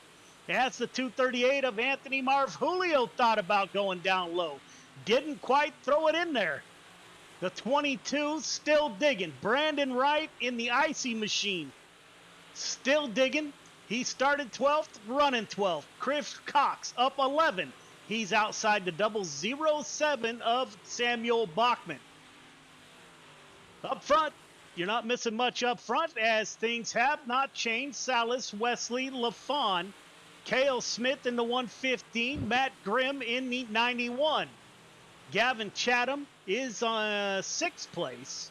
He's losing a little bit of contact with the field. Caden Berry in the 12. He's up to 7th. On lap 21 of 25, Cale Smith getting a little bit antsy in the 115, the CTM driver. On the rear bumper of the 11. Let's go on board. Cale Smith sends it in the middle, trying to get underneath the 11 car. Starting lap 23 of 25.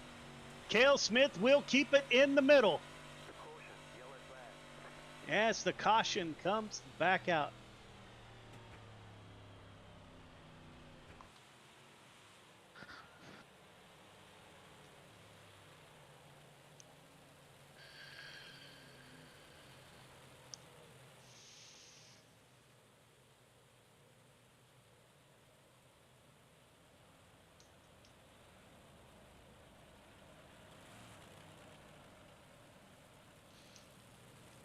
So that was a caution for a wall riding warning.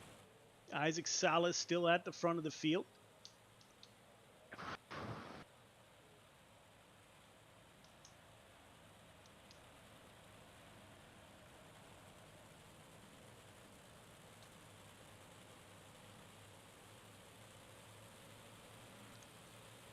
We should go back to green.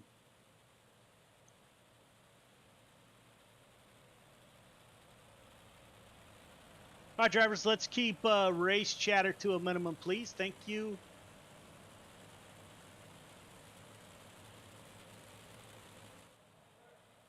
Lights are still on the pace truck. We are at 5:05 Pacific time. So we are running way late. We will wrap this up as quickly as we can. We're on lap 24 of 25. We will take an abbreviated break and try to get to the pro late models right away.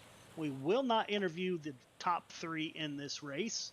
We'll get their pictures and then get to the next race. So bear with us. Could be a long night when you get this many cautions in a row.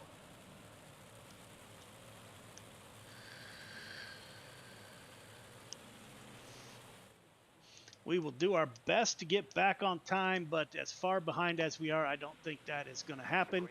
2 laps to go. Isaac Salas at the front of the field. Grant Wesley, P2. Jordan LaFawn, P3. Cale Smith, P4. Matt Grimm in the 91 is in P5. Gavin Chatham in P6. As the caution comes out once again.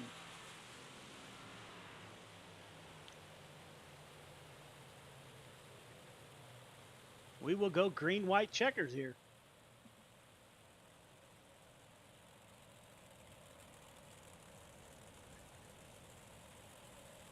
I am not seeing a caution on my board. Yeah, 21 of Anthony Vitale just overshot turn 1, drifted up into Joseph Grandy in the 518. Caused Joseph Grandy to flip, so tough break for that 518.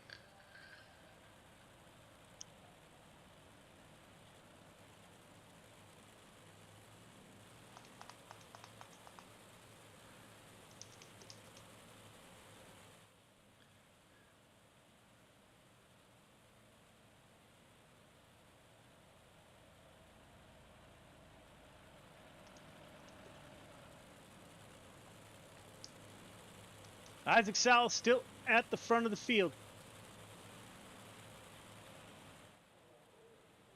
We have had a slew of cautions.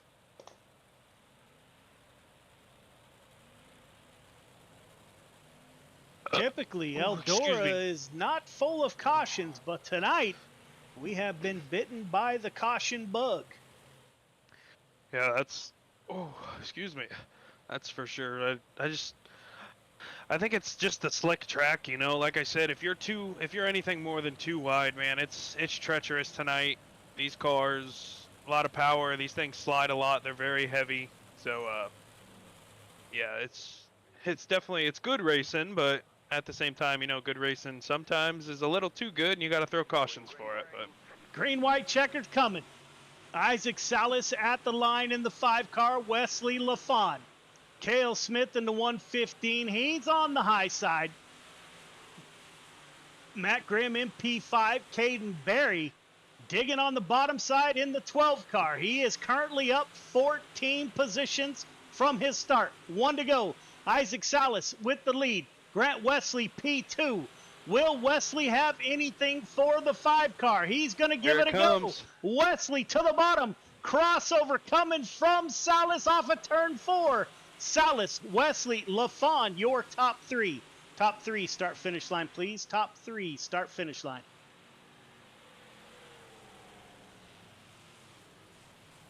All right, fellas, Pro Late Models is up right now. We will get there as quickly as we can.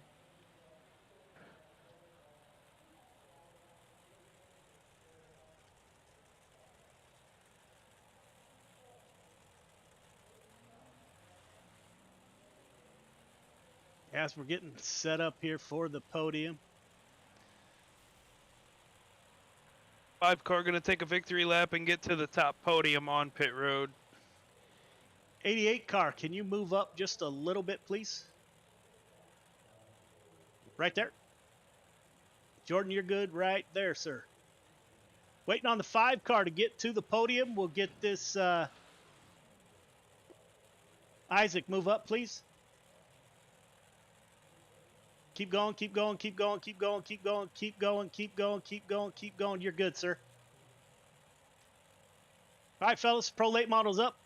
That's it, ladies and gentlemen. We will take a quick break. When we come back, we will be with the Pro Late Models right back here at Eldora.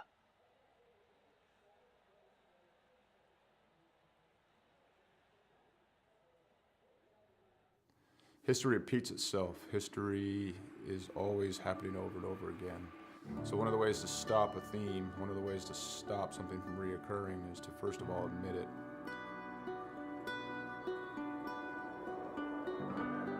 It didn't take long for us to quickly realize that there was power behind Mission 22, power behind its brand, power behind its message, and power behind its people that represented it. All right, my friends, day 19 of 22, the 22-day push-up challenge. Day 19 means 418 men and women have possibly committed suicide in the last 19 days. I went and looked up my ship, the USS Rushmore. More people who have killed themselves by now than ever served on our ship at one time in just 19 days. 19, 20, 21.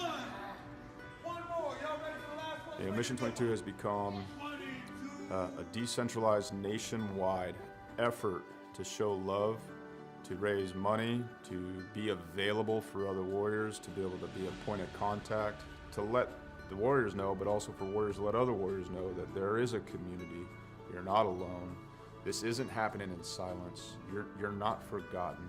You know, we brought 4 veterans from all different parts of the United States and brought them together to hike through the state of Oregon. May God bless you on your journey. Thank you for serving our country and for being willing to go on this walk. I'm praying you feel peace and strength with each mile. You know, on this hike, some folks found God, some folks remained sober, some folks lost a significant amount of weight to be able to participate. And not so much just a healing walk for us as warriors, but for us to contribute to other people's healing. You know, this hike, we raised $12,000 for endobiogeny. Some of the folks on this hike, you know, they're going to be volunteers for this treatment. And I couldn't be more pleased and more proud because it was difficult. We had a lot of struggles. Not everything on this hike went pretty, you know, but We put some skin in the game. At the end of the day, we're able to raise money, and we'll be able to use that money so guys can get the treatment that they need. The War at Home Monument is an example of our social impact, of our awareness, of our permanent fixture to do the work that we can't always do, to always remind us of what we've lost and what we will lose if we don't reconcile it. What we've done is taken 20 different veterans with their families' permission and used them as a silhouette to cut out of a 3,000-pound plate of steel.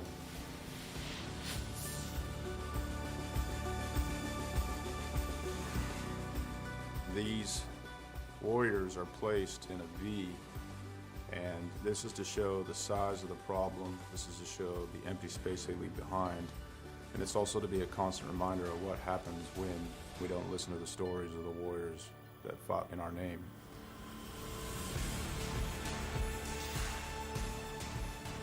Because it's not okay. It's not okay that everyone didn't know about veteran suicide. It's not okay that these things were a secret or left unsaid, or that it was shameful. It's not okay that it's shameful to suffer alone and suffer in silence, because if you ask for help, that you're no longer a warrior, that you're weak. Yeah. So I come back and I thought everybody else changed. So I pushed my family away. And it took a long time to really realize it, because I didn't want to look internally. I got my Class A CDL and hit the road. I was on the road for about 8 years trucking. And this makes me think about how insignificant all of the major things going on are. I mean, what, 1 million years ago, that blew up. And, over time became this. Whether it's hiking mountains or building monuments, it takes a community to heal a warrior. Warriors didn't get damaged and didn't become separated from the sunlight of the spirit on their own. It happened in the name of this nation. We can change the way we think about war, how we think about warriors, how we think about ourselves, and what we think we're going to do in the American community. We can do it now. We can do it here. And there's going to be another generation of warriors coming. We can set the tone to create a culture that grabs them up and loves them and smothers them in resources, in opportunity, right now.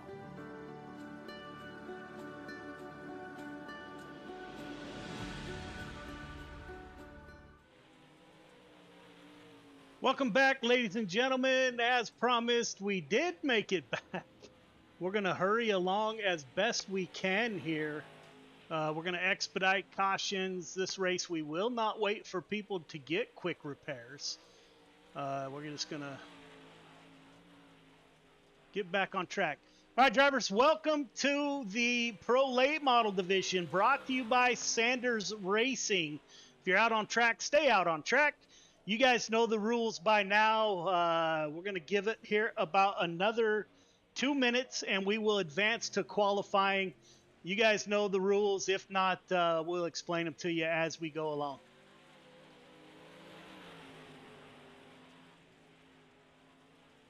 So, Clayton, welcome back. We'll get this show underway here as quickly as we can. Being retired military, if it's one thing I like to do, is be on time. So we are not on time tonight. Got a big field again. 27 cars so far in the Pro Late Models.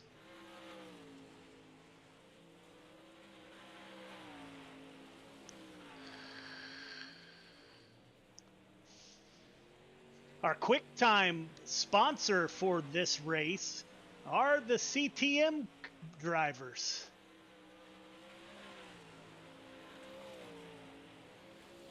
CTM Motorsports is sponsoring the quick time as we get to qualifying here momentarily.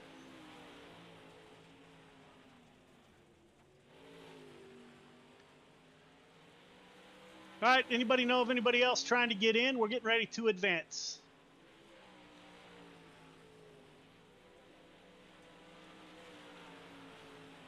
Yes, he is. He hasn't taken any laps, but he's in.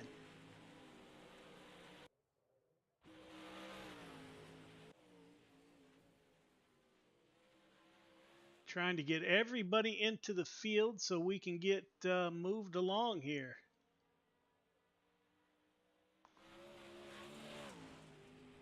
Clay Christopherson hasn't taken. Caden Berry hasn't taken laps. Anthony Marfulio.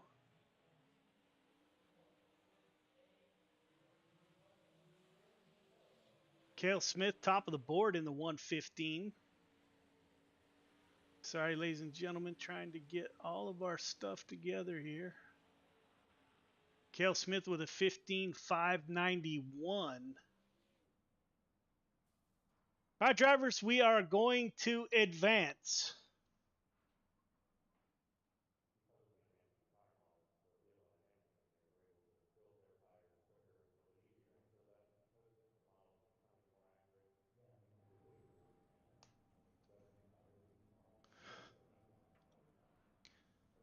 All right, Clayton, welcome back. Pro Late Models here at Eldora, hoping for a better result. We have about the same number of cars, 27 drivers currently in the field. So we will see, is Anthony Marfulio coming out on track first? I don't see. There's Mark Gilbert in the 76, the Venom Racing driver out on track. Donald Ingram in the 10 car, driver out of Georgia with us. He's out on track in that Cat machine. Jeff Kemper, driver out of Oregon with a new wrap, looking sharp at the 181. Gavin Chatham is with us. Been a while. Chatham's been gone in that 24 machine. Again, tonight's Quick Time Award brought to you by CTM Motorsports. I'd like to thank those gentlemen. 57 car of Scott Scheuer is with us. Donald Ingram, top of the board. That didn't last long. 15.577 for the 115 of Cale Smith. Can he improve? Scott Scheuer, P2.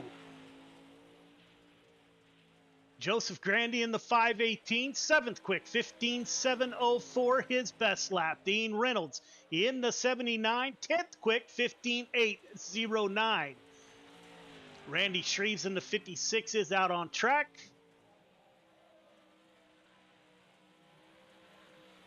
See how Randy does. Michael Carter to the top of the board. The CTM driver trying to make some of his money back. 15.574. He moves Cale Smith, also CTM driver, off the pole. So the CTM boys making sure that they get some of their money back there. 15.733 for the 38 of Rick Gibson. James Ingram out on track in the 40 machine. Currently 19th quick. 15.964.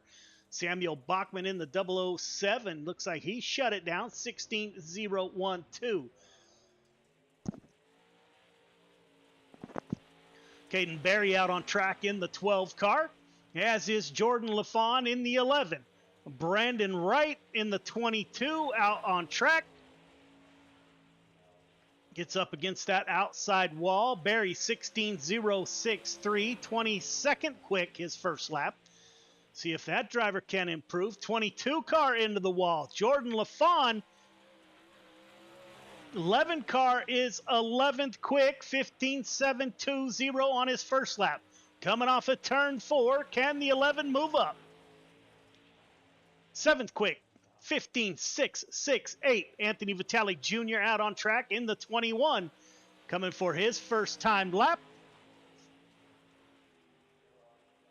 Must have just went on the clock. Brandon Wright, he shuts it down, 23rd quick, like Anthony Vitale Jr.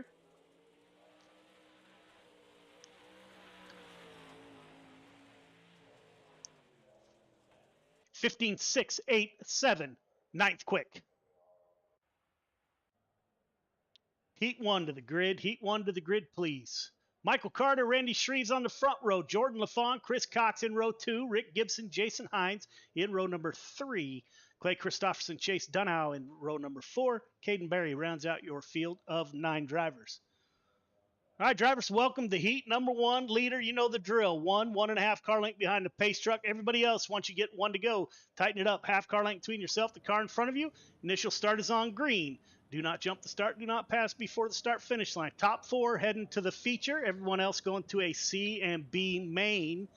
Congratulations to the 15 car of Michael Carter with your CTM Motorsports Quick Time Award. Congratulations.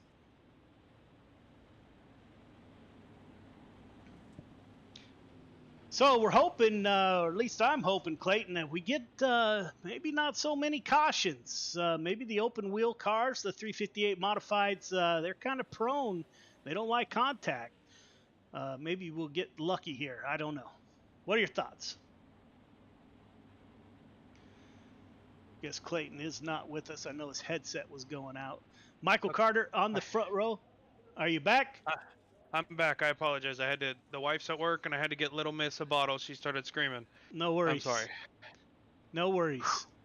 So, I'm Michael sweating. Carter, Randy Shreves on the front row. Been there. Many years ago, but been there. Pace truck will exit this time by. Again, we're going to expedite cautions, not wait for drivers to get back on the track.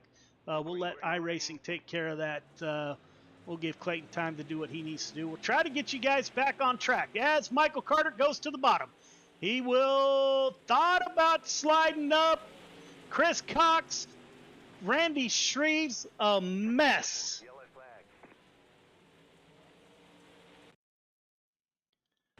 Replays tonight brought to you by the Dirt Track Bank. This was a mess to start things off. You had the 11 car of LaFawn on the bottom, the 515 of Chris Cox, and 56.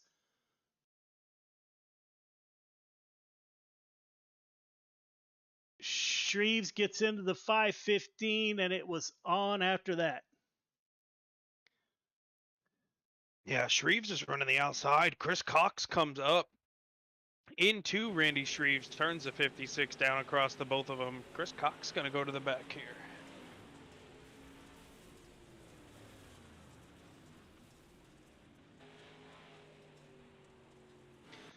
So, just what I didn't want to see. Hang on, we're not going green, not going green. Gentlemen, we are going to expedite caution, so don't expect long delays if you go into the pits. We got to get back on track the best we can. So if you wreck and you're stuck on pit road for this race, we'll do our best. Michael Carter on the front row. He's got Randy Shreves to his outside. We got a bunch of bent up race cars behind those two.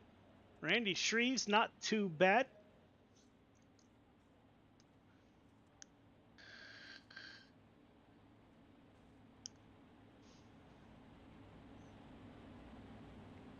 Lights are off on the pace truck. We're getting ready to go green.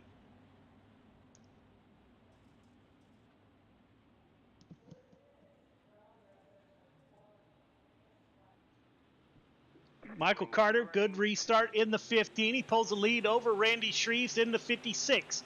Those two run in the middle now. Chase Dunow in the 320 car. Makes a little bit of contact with Christopherson. They're able to drive away. Jordan LaFawn in the 11 car. He is stuck down low. We're coming off 3 wide. Turn 2 has been an absolute challenge for drivers tonight. It's like a funnel coming out of there.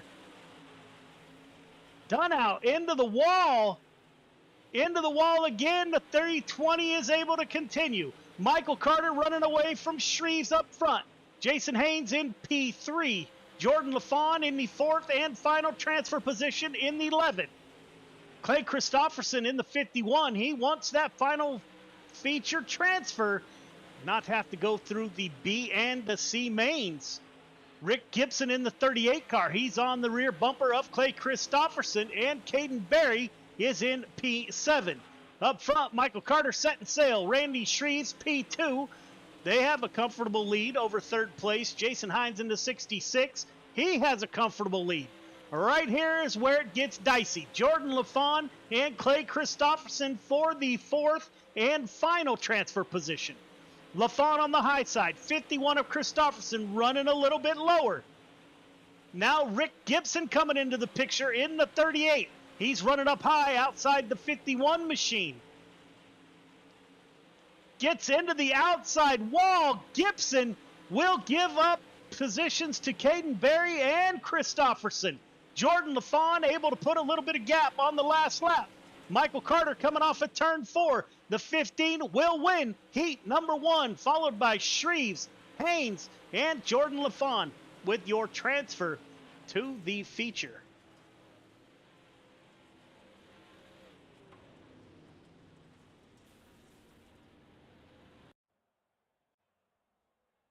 Heat 2 to the grid. Heat 2 to the grid, please. Cale Smith, Donald Ingram in row number 1. Matt Grimm, Grant Wesley in 2. Gavin Chatham, Dean Reynolds in 3. Gilbert Bachman in 4. Anthony Marfulio rounds out your field of 9 drivers. All right, leader, you know the drill. 1.5 car length behind the pace truck, please. Everybody else, once you get the 1 to go, tighten it up. Half car length between yourself, the car in front of you.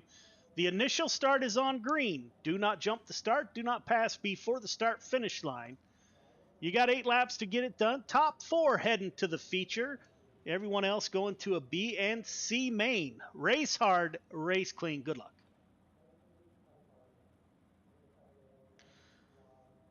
So, Cale Smith on the front row. He's going to be a hard character to deal with, but he's got the 88 car of Grant Wesley on the outside of row number 2. Clayton, what do you think?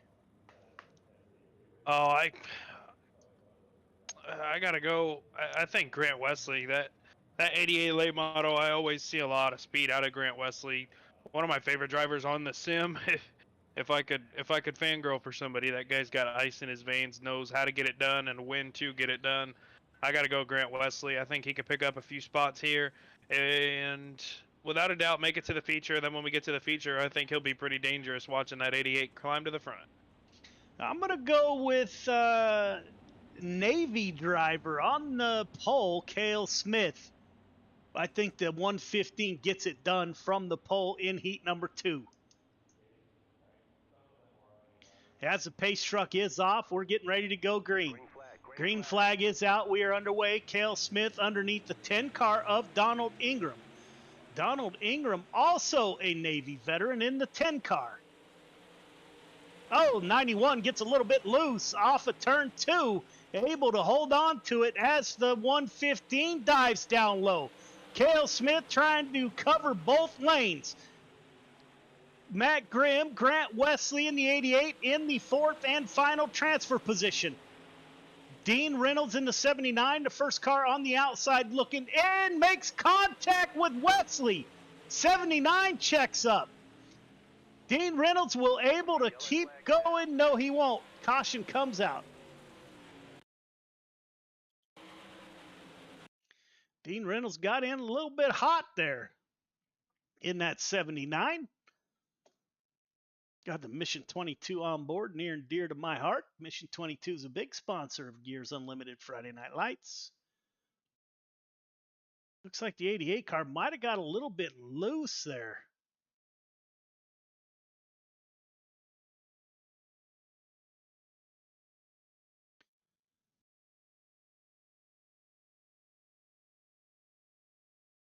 No EOLs. Dean Reynolds able to hold on to it.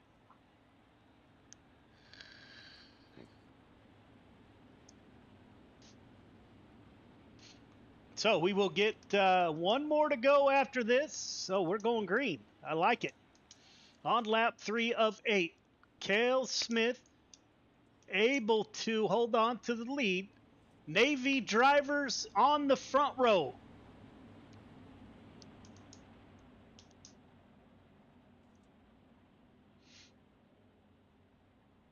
Cale Smith will take us to the green flag.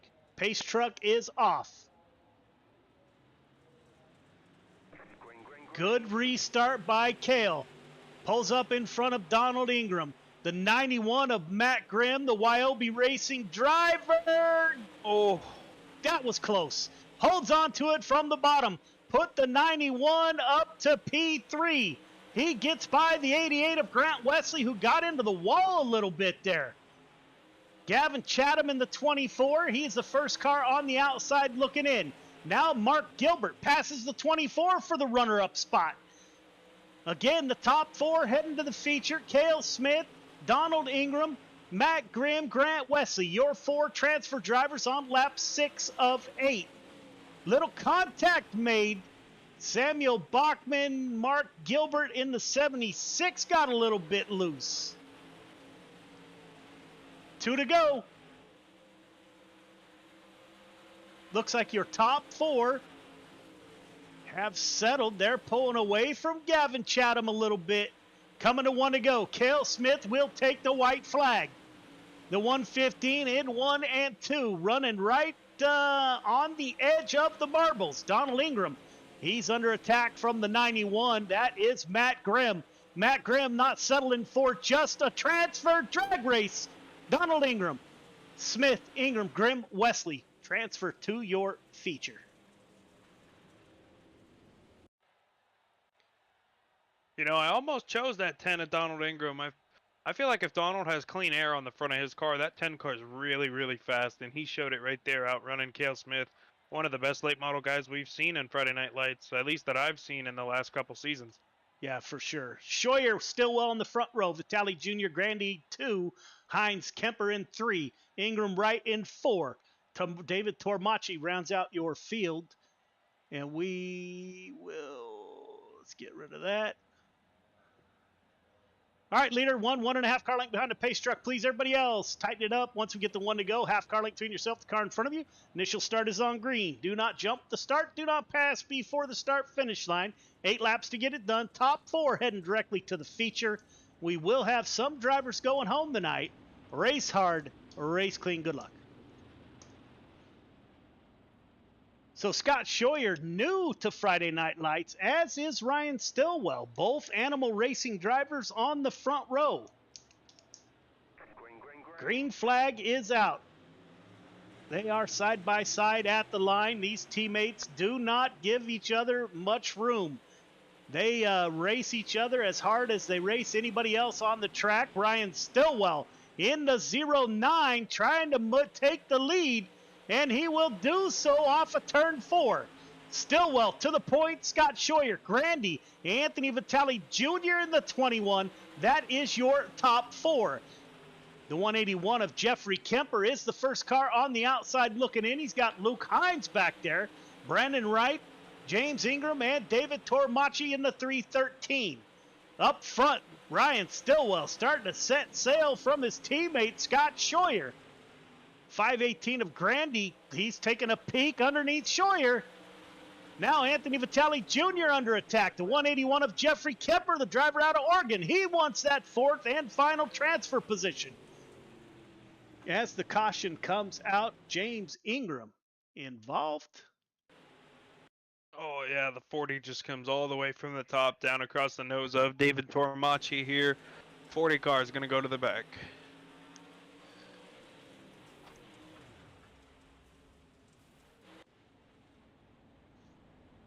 Ryan Stillwell at the front of the field on lap 4 of 8. Greatly appreciate everybody tuning in and bearing with us through all of our cautions. Drivers are putting on the best show that they can. I know none of the cautions are on purpose. So thank you for tuning in. So the 09 of Stillwell did not want to see that caution as he broke away from his teammate Scott Scheuer in the 57. We will go green this time by.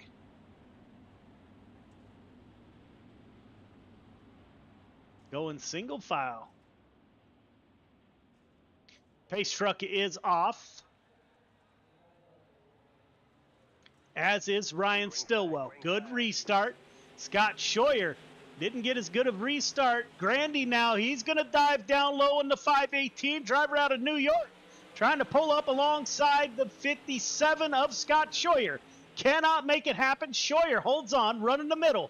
Scheuer, Grandy, Anthony Vitale Jr. is in the 4th and final transfer position. Jeffrey Kemper in the 181 trying to get up there and challenge that 21. Now Anthony Vitale Jr. is going to dive it down in underneath Grandy. Grandy with a good run off the top side. Stillwell, plenty of room between him and Scheuer. Scheuer, plenty of room between him and Joseph Grandy. Now Jeff Kemper able to get by.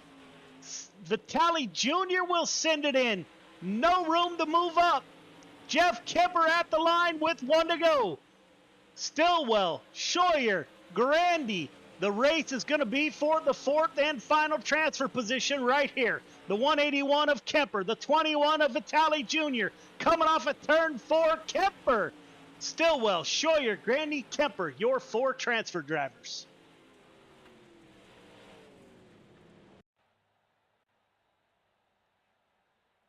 B main to the grid. B main to the grid, please. Guess we should take a look here. 12 cars going to the feature.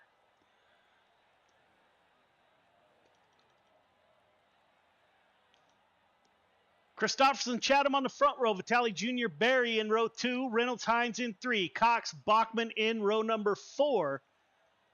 Tormachi, Gibson in 5. Gilbert, Wright in 6. Dunnow, Marfulio in 7. James Ingram rounds out your field of 15. All right, leader, 1.5 car length behind your pace truck, just like your heat race. Restart is on green. Everybody else, once you get the one to go, tighten it up. Half car length between yourself and the car in front of you. Got 10 laps to get it done. 12 of you transferring to the feature. Race hard, race clean. Good luck. So we will have 3 cars go home tonight from the B main.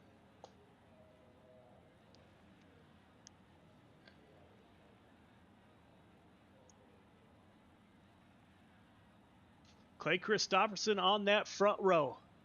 Chase Dunnow, James Ingram, and Anthony Marfulio currently sit in the back of the field. Again, 3 drivers will not transfer. Don't know if Marfulio made the field here. I did get confirmation on Chase's last name after butchering it when I had to make a call. He is telling me it is pronounced Dino. Now Dino. We know. All right, I got it. That's easy. Dino. Gavin Chatham on the high side of Clay Christopherson. He's going to battle it out with Christopherson going down the backstretch. It will be the 24 to the point. Caden Berry up to P3. Anthony Vitale Jr. in the 21. He's up to P4. Dean Reynolds P5. Chase Dino. We've got contact. Tormachi and Dino and all kinds of stuff going on here. Let's take a look. Again, your replay brought to you by the Dirt Track Bank. I'd like to thank them, as always, for all the support they provide us here at Gears Unlimited Friday Night Lights.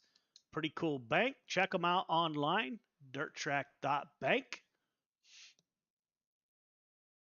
Pretty cool to have a Dirt Track Bank debit card that we use for Got Your 6 Racing Network.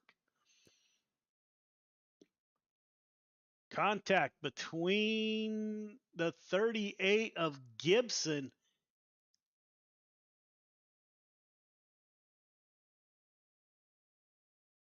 That's a lot to sort out. I'll leave that to Clayton. There was a lot of stuff going on there.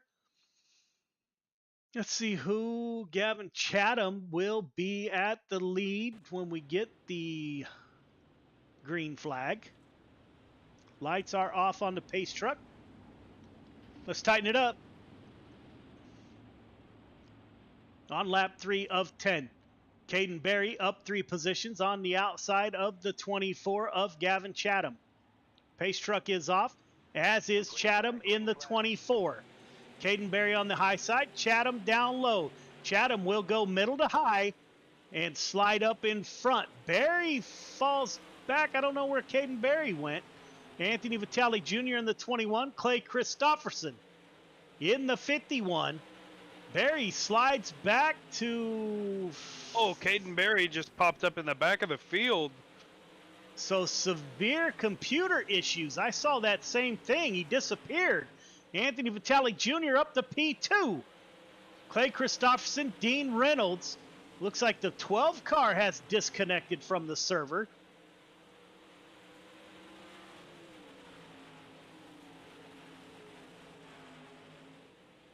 Gavin Chatham battling it out with the 21 of Vitale Jr. Clay Christopherson in the 51. On the outside.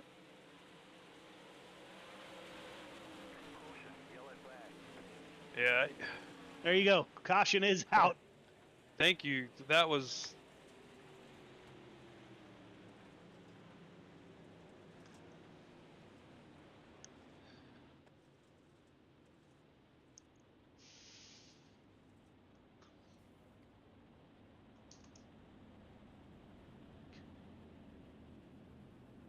So not real sure what happened with iRacing, man. It's like It's like the field glitched.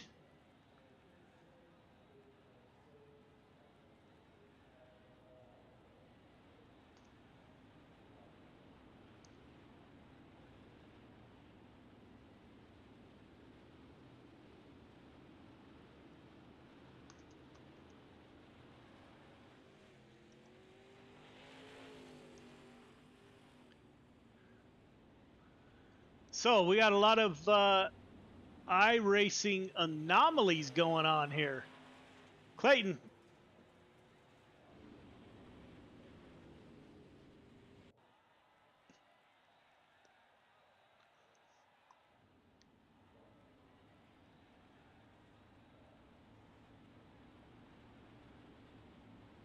Gavin Chatham at the front of the field on lap 7 of 10.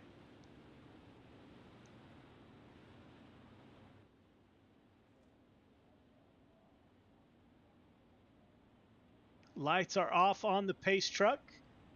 So we got cars flashing. We got serious iRacing glitches going on right now. We're not going green.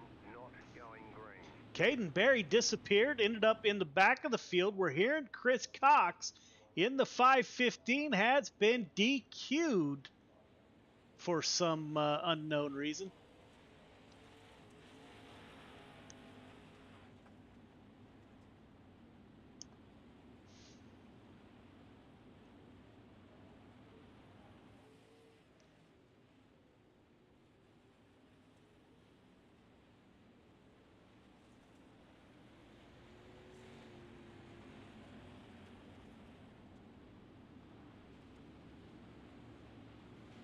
Trying to get cars lined back up so everyone that can race will race here, as Caden Berry's trying to get his laps back due to computer glitches. We will have one to go this time by.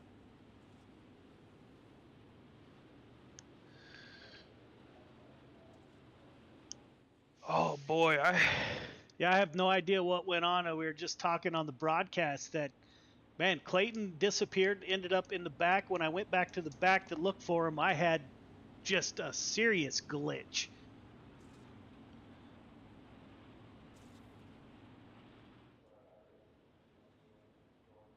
Pace truck is off. Green, green, green. Gavin Chatham on the point. Let's see who is...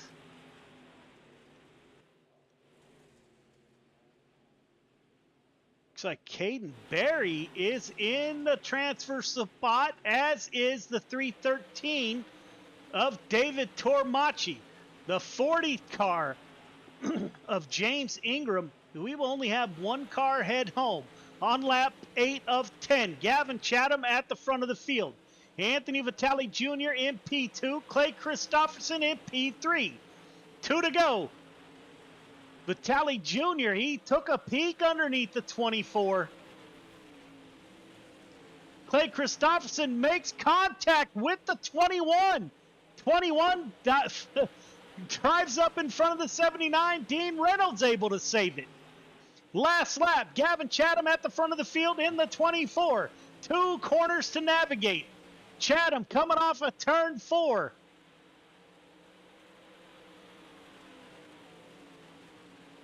Chatham, Christopherson, Reynolds, Vitale Jr., Gibson, Hines, your top 6. 3 minutes of warm-up. Ladies and gentlemen, we have 3 minutes of warm-up. We'll be right back.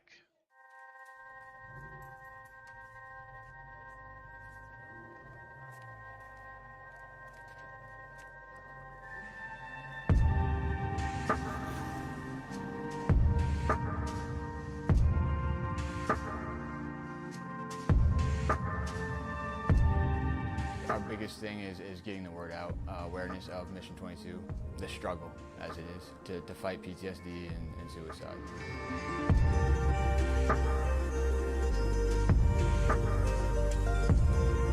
My name's Corey Decker. I'm the state representative for Mission 22.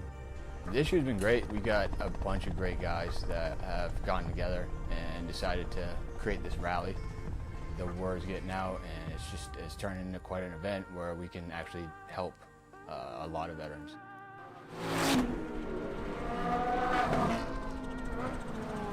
It's a great event, but you really have to go and see it for yourself, and it's really one of those things that's an experience. Just going that weekend, we've seen how it changes people.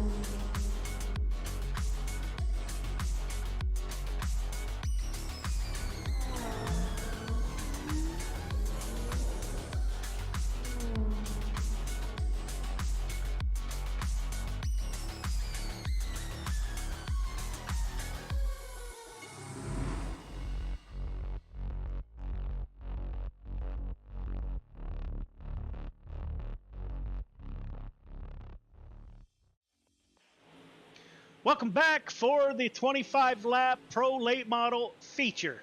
25 laps. Hopefully, iRacing hangs on. We've had drivers disappear. We've had drivers get DQ'd. Clayton Hack, our admin, was just kicked out of the server here, so we're not real sure what's going on. But hopefully we make it through this feature. Michael Carter, Cale Smith on the front row. Stillwell, Shreves in 2. Ingram, Scheuer in 3. Ingram, Scheuer in 3. Hines, Grimm in 4. Grandy, LaFawn in 5. Wesley, Kemper in 6. Chatham, Christopherson in 7. Reynolds, Vitali in 8. Gibson, Hines in 9. Gilbert, Barry in 10. Wright, Bachman in 11. Dino and Tormachi in row number 12. All right, fellas. Leader, you know the drill. 1.5 car length behind the pace truck. Everybody else, once you get the one to go, tighten it up. Half car length between yourself, the car in front of you. Initial start is on green. Do not jump the start. Do not pass before the start-finish line. iRacing has really been acting up, so fingers crossed we get through this feature. Chris Cox got DQ'd, and Clayton also got booted out of the server. So be patient. We'll try to get through this. Race hard, race clean. Good luck.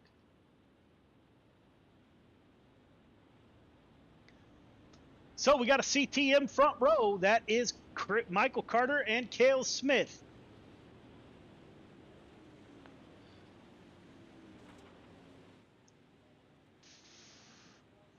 The 09 of Stillwell on the inside of row number 2. He's got Randy Shreves to his outside.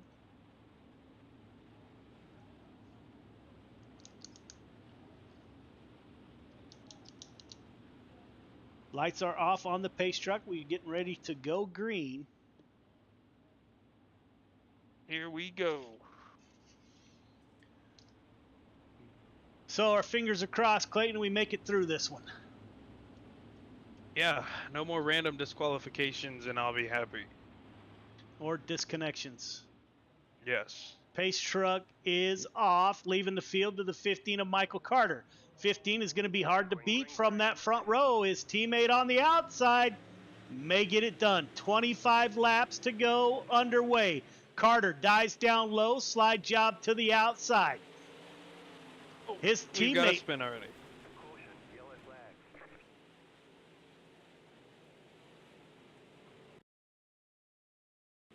Let's take a look. I'm seeing Matt Grimm possibly.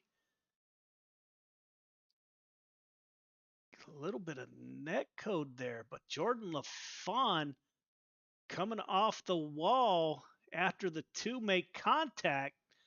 Jeffrey Kemper piles in. The 51 of Christofferson piles in.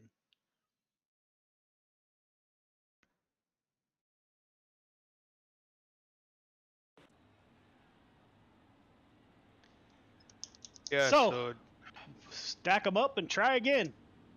Yeah, it looks like Scott Scheuer and Randy Streves make a little bit of contact, and Jordan LaFawn recognizes it and goes up. And then Matt Grimm just comes up into him, kind of puts Jordan no place to go, turns across the nose of Jordan, causing him to get turned. Looks like the 91 here is going to go to the back. We should get the one to go this time by. All right, drivers, let's tighten it up. Get ready to go.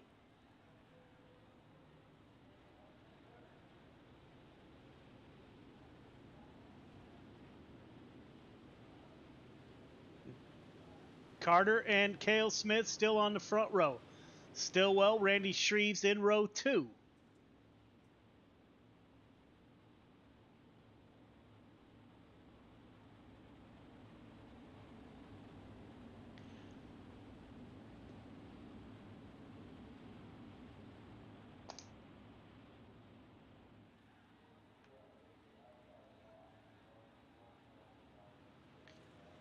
Michael Carter restarts in the 15 car with a good lead. Cale Smith in P2. Ryan Stillwell in the 09 on the outside of, or on the inside of the 115. Scott Scheuer in the 57 battling it out with Randy Shreves. 66 car of Jason Hines on the inside. Scheuer will make it to the outside in P5. Joseph Grandy, the 10 car into the wall. Grant Wesley is running in P9. Donald Ingram able to recover. He comes back in P10. Michael Carter up front. We got a battle Grandy behind Grandy, Randy Shreves, Jordan LaFawn, and Jason Hines. 3 wide, coming off of turn 2. Or turn 4, my apologies. Oh, little wall tap.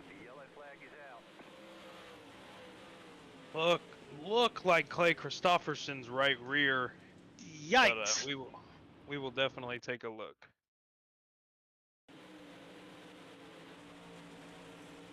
A lot of close, hard racing. Jordan LaFawn in the 11, able to slide up in front of Randy Shreves. They make contact. 88 makes contact.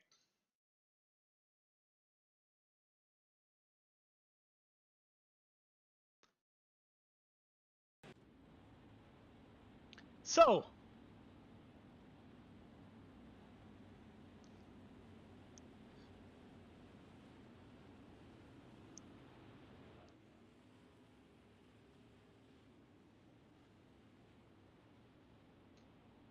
the 91 car will get a wave around. See if we can find the 91 car. Here he comes.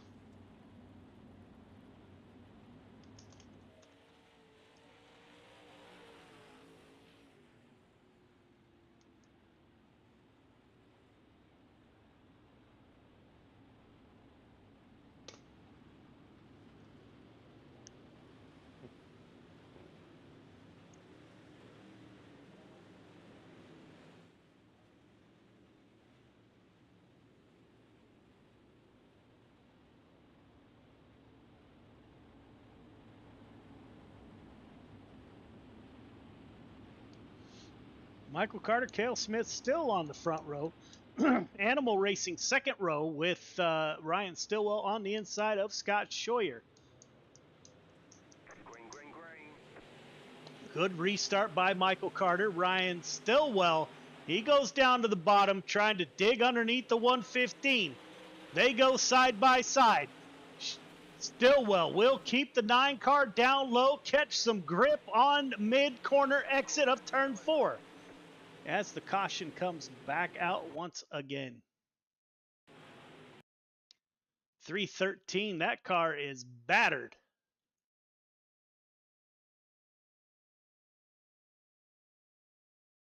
That is David Tormachi right below us.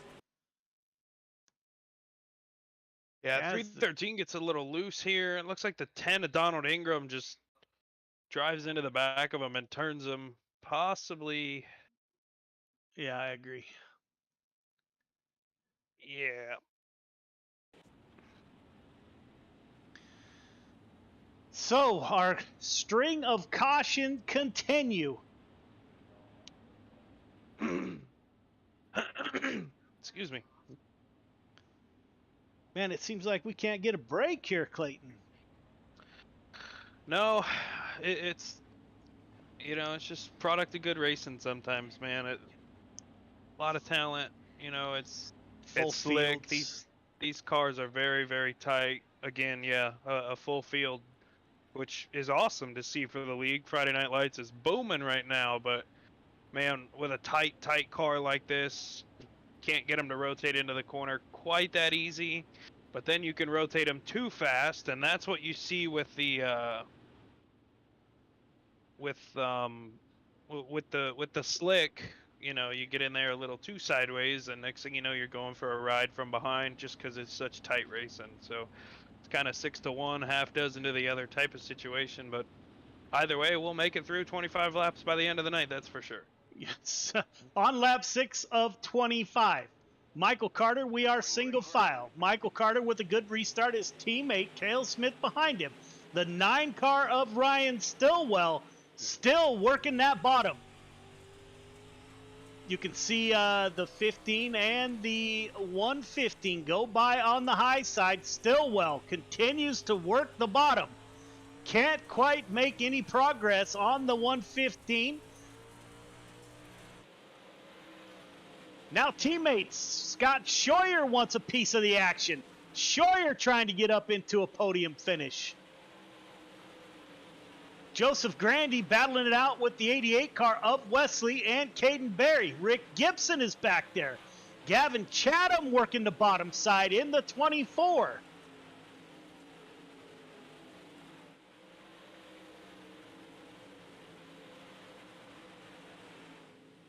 Up front, Michael Carter getting away from the field as caution comes out once again.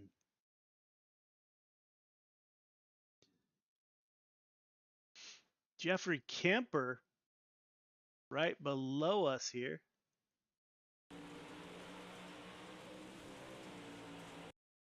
The 21 just slides into the 56 of Shreves. Holy smokes.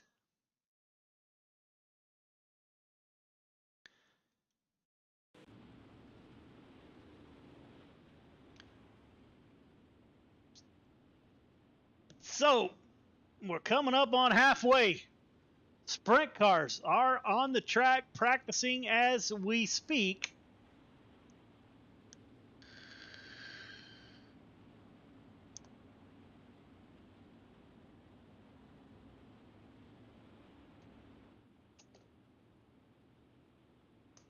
Clayton trying to sort out the mayhem here.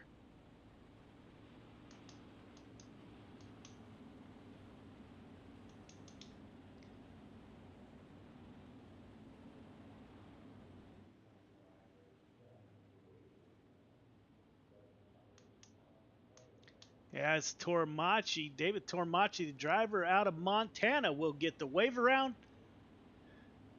We do not typically do wave arounds at Gears Unlimited Friday Night Lights with all the glitches tonight by the system.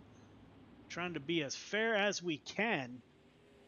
Yeah, it's definitely an iRacing bug going on tonight. Lights are off on the pace truck, getting ready to go back green. Michael Carter, Cale Smith, Ryan Stillwell putting on a great show up front with Scheuer and Grandy also. Scott Scheuer trying to get underneath his teammate, Ryan Stillwell. They'll go side by side.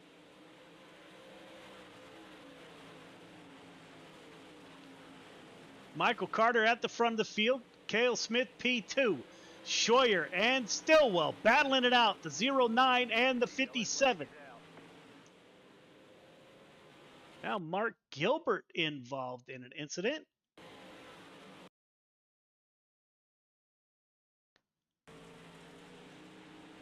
See the 76 car with damage. He's got the wheel turned. Jordan LaFawn gets up into the 76 and LaFawn into the inside wall. Yeah, Jordan LaFawn just gets in there a little too hot. Collects that 76. Jordan LaFawn to the back. Oh, never mind. Jordan LaFawn is disconnected. So, a couple more laps, we'll be halfway. Jordan LaFawn disconnects.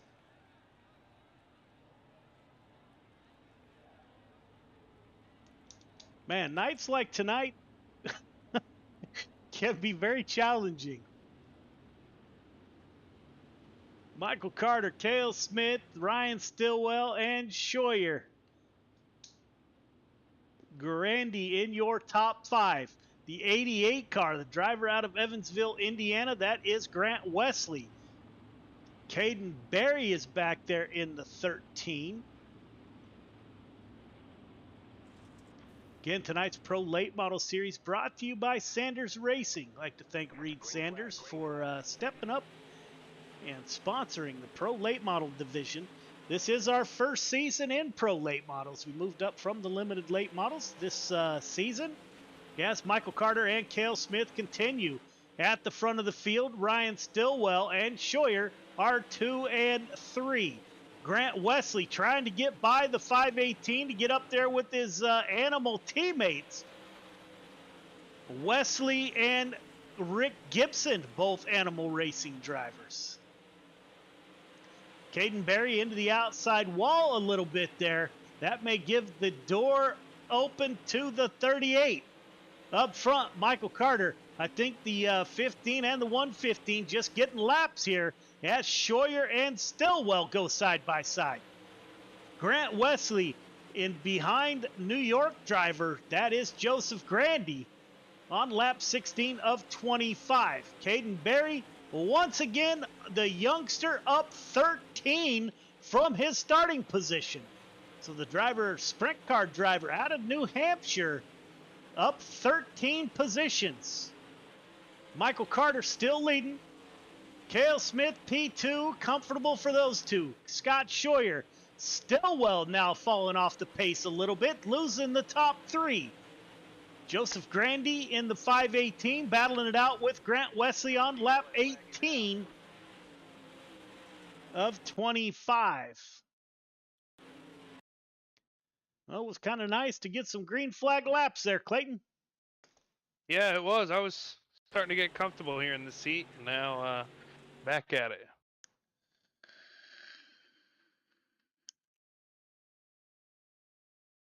Like the 17 off the outside fence.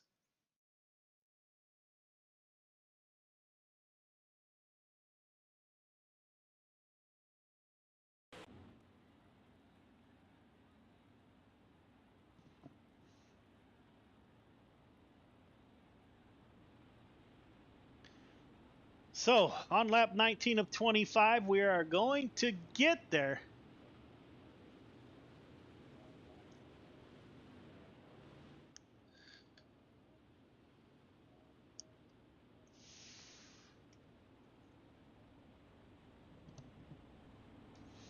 Eldora has been a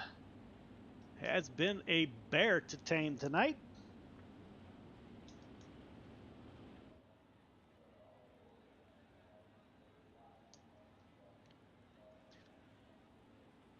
Michael Carter at the front of the field.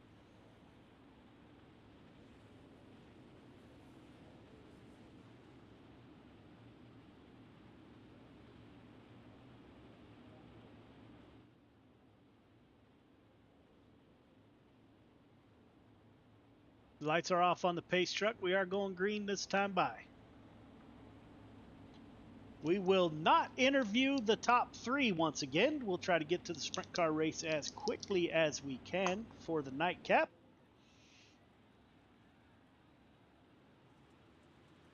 Green, green, green. 15 car Michael Carter is off. Ryan Stillwell did not go well on the restart. He's able to recover in that 09. He's got his teammate. That's the 88 car of Grant Wesley and the 38 car of Rick Gibson. Rick Gibson side by side with the 88 of Grant Wesley. 38 car Navy driver, active duty Navy, below the 88 of Grant Wesley. Up front, Michael Carter and his teammate. I think they're riding, waiting to do battle in the last couple laps. Scheuer still under attack. Animal Racing 3, 4, 5, and 6. So the Animal crew has made it into the top 5. 3 are in the top 5. Rick Gibson up 11 from his starting position. Do they have anything for Cale Smith and Michael Carter? Looks like those two may be coming up on lap traffic on lap 22 of 25. Carter, Smith, Scheuer, Stillwell, Wesley, Gibson, Grandy, Chatham, Caden Berry up 12 in the 12 car up to 9. Clay Christopherson in the 51. That is your top 10. Up front, now Michael Carter with 2 laps to go pulls away from Cale Smith. Michael Carter, lap traffic on the bottom. 1 to go. Carter, Smith, Scheuer, your top 3.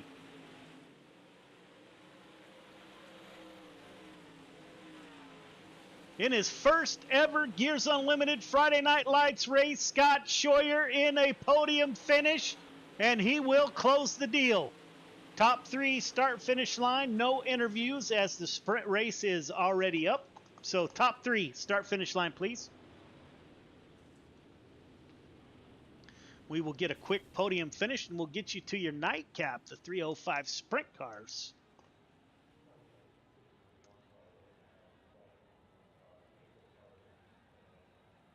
As CTM boys finish 1-2. Scheuer, Stillwell, Wesley, Gibson, the Animal Racing crew in close tow behind. I can make that work, fellas. Sprint cars are up now. Ladies and gentlemen, we'll take a quick break. When we come back, we will be with the 305 sprint cars. So we will be right back.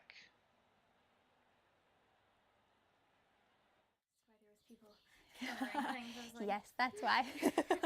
So we'll just give them a quick brush, and then we'll get our stuff on, and then we have like an obstacle course. And so why I'm smiling. You don't know why you're smiling. We always smile. Smiling's the best.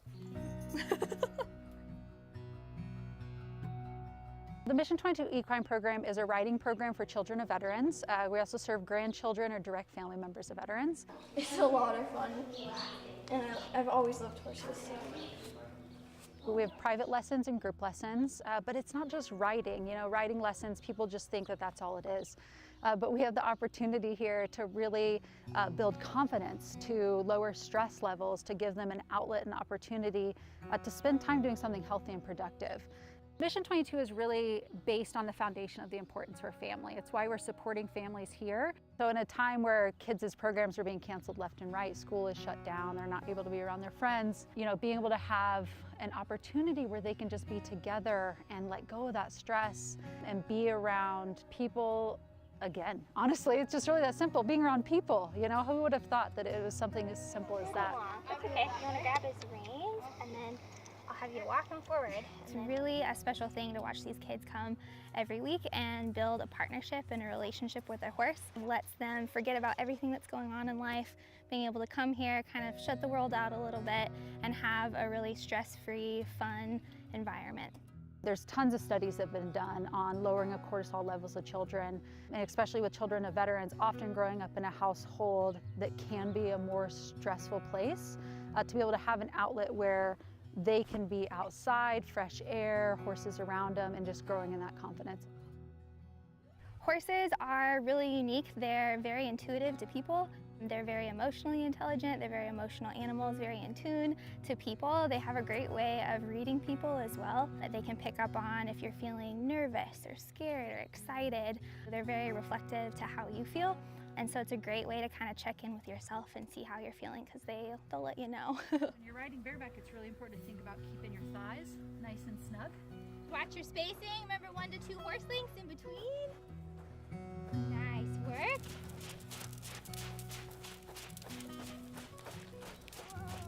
Yep, then you're gonna go through the blue barrels and you can weave through them and you can walk through them. Before we came to Central Oregon, we were based out of Portland. So we were renting an office in the city, we were having to pay to board horses, and it was getting to be exceptionally expensive. And so what it came down to was an opportunity to have a facility that we can grow programs out, that we could have the equine program on our own property that, you know, we can continue to operate during a time that nobody really knew kind of what was happening next.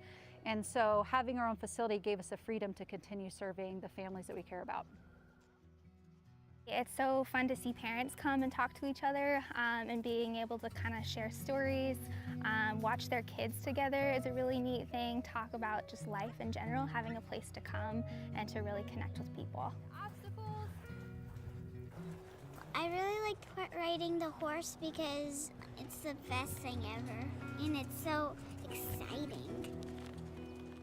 By supporting families of veterans on this property through the equine program, it really gives us the opportunity to show that importance. So we're not just supporting their kids, but we're supporting their families. They're having a community here, and building that strong family foundation builds a strong veteran. And that is something that we very much believe in, is supporting the family, supporting the veteran, and that cohesiveness together.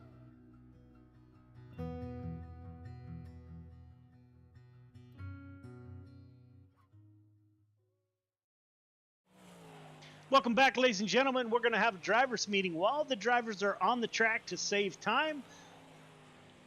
All right, drivers, no need to exit the track. We'll go over the rules. If you finish on the podium, you don't get your picture taken or interview in Discord, you will get an EOL next week. Bring out 2 cautions in this race, be it a feature or a heat race. You will be DQ'd for the night. Intentional contact is never acceptable. We do have a protest system. If we miss a call, make sure you send me a private message, what lap, what race, what car, and we will take a look at that. Wall riding, never acceptable. Call-outs, also, you will get a suspension if you call out another Friday Night Light driver. Blinking, first time warning, second time EOL, third time you will be DQ'd for the night. Same thing with wall riding. First time you'll get a warning. Second time EOL. Third time you will be DQ'd from the event. That's all I got. We're going to give it a couple more minutes here before we go qualifying. So we'll be right back. Let's take a look. Who's at the top of the...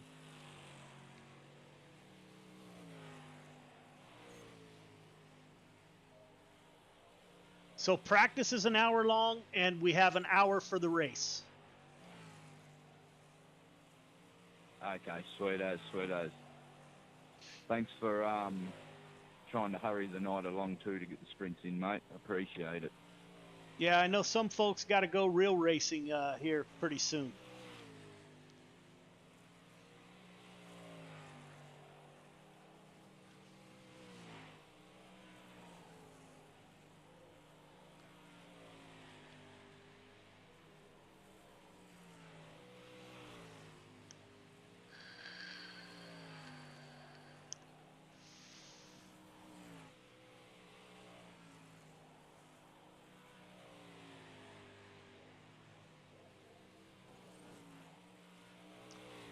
Sean Stevens at the top of the board. Let's see what we got for times here. 14:7:34 for Stevens. Gavin Chatham in the 24. 14:8:09. Second quick in practice, followed by Grandy, Derek P., and Kurt Schatzer, your top 5. Waiting for a couple more cars to load into the server, and we will get the show underway. Greatly appreciate everybody out there sticking with us as we will be underway here as quickly as we can.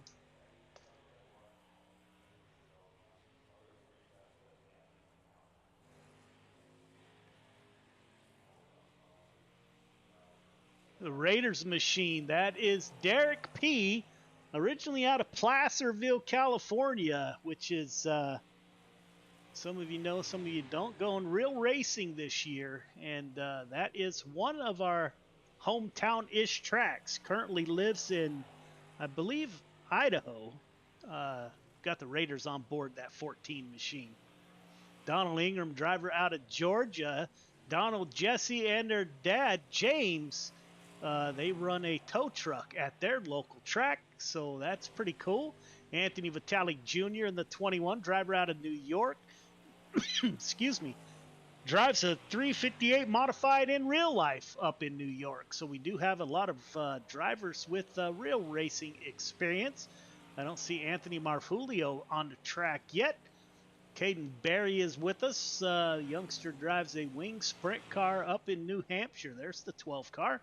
His real car looks very similar. His dad, Nick, just getting into iRacing. So we look to have the Berry clan out on the track here before too long. Been watching Nick run on the sim actually, and yeah, the apple did not fall far from the tree. So that's coming, I hope, soon. We'll see how that plays out. Chase Dino in the 320 out on track. We are getting ready to qualify. All right, drivers, we're going to advance to qualifying.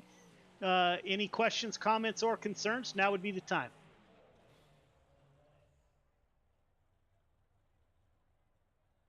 All right, none heard.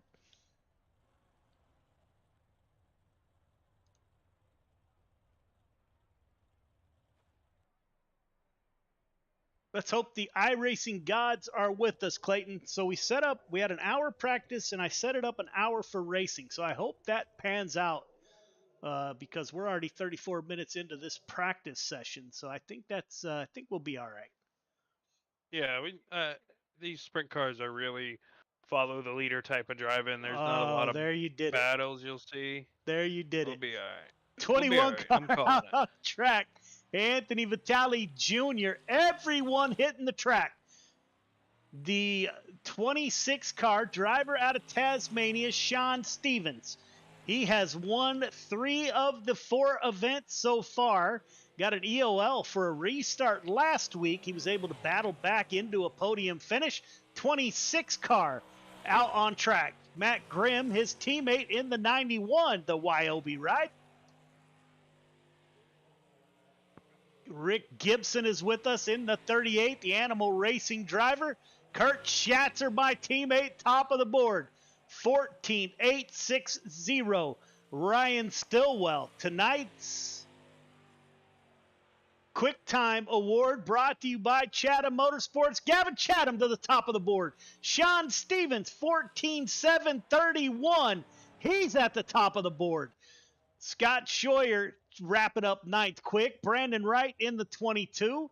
We're still waiting on Clay Christopherson out on track in the mellow yellow number 51. Sean Stevens top of the board, 14.731. Waiting on Joseph Grandy. He took the pole home last week. Can the driver out of New York in the 518 put that back on the front row? 3rd quick on his first lap, 14.792 for Joseph Grandy. Jordan LaFawn with us tonight. Joins us every once in a while. Waiting on the 51 car of Clay Christopherson to take his time here. Coming off of turn 4. 4th quick for Christopherson, 14.837. Jordan LaFawn in the 11.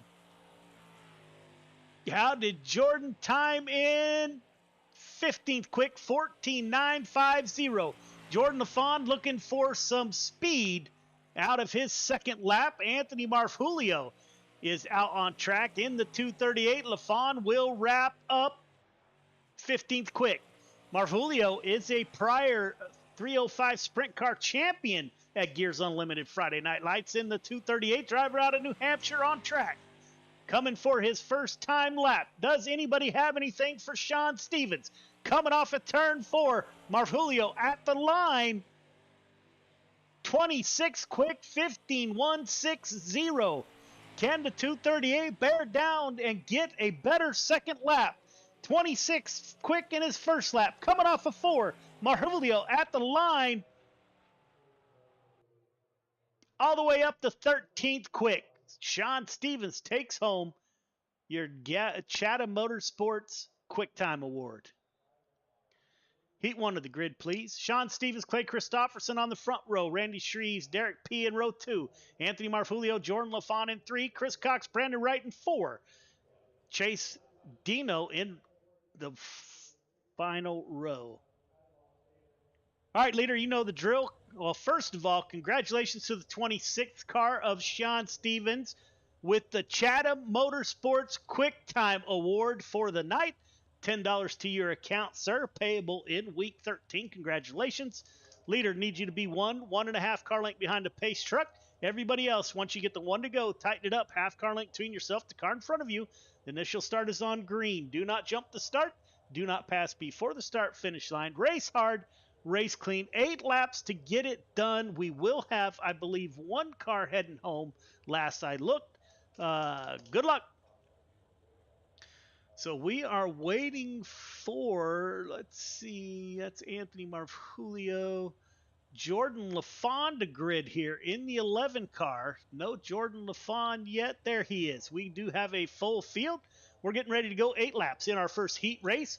The 26 car of Sean Stevens picks right up where he left off with your Chatham Motorsports Quick Time. Tonight's Sprint Car 305 Division race brought to you by A&J Custom Creations. You need trophies, you need anything, look to Andy Patton. He stepped up and sponsored the 305 Sprint Car Division for this winter season.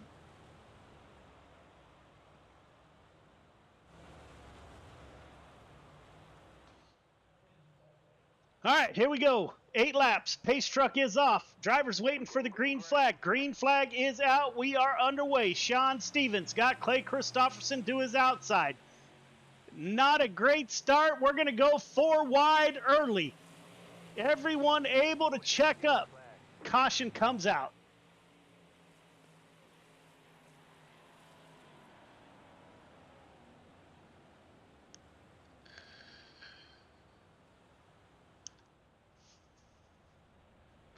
Anthony Marvulio jumps up 3 on that restart. Randy Shreves maintains 3rd. Jordan LaFon up 2 in the 11. LaFon moves up to P4. We're hearing that Clay Christopherson had some technical difficulties with his force feedback. Not unlike real racing, we do have some glitches that happen at times. Tonight, we've seen it with iRacing. And now with a car itself.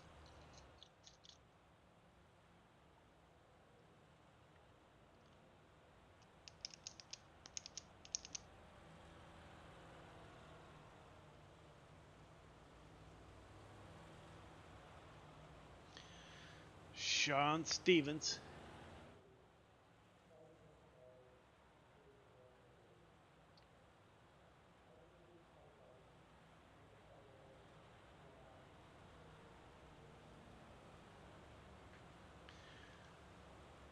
Christopherson will roll off P2. Randy Shreves P3. Anthony Marvulio. So we did not complete a lap. So we're going to rack them and stack them. So everyone will have to give back their positions. Lights are off on the pace truck.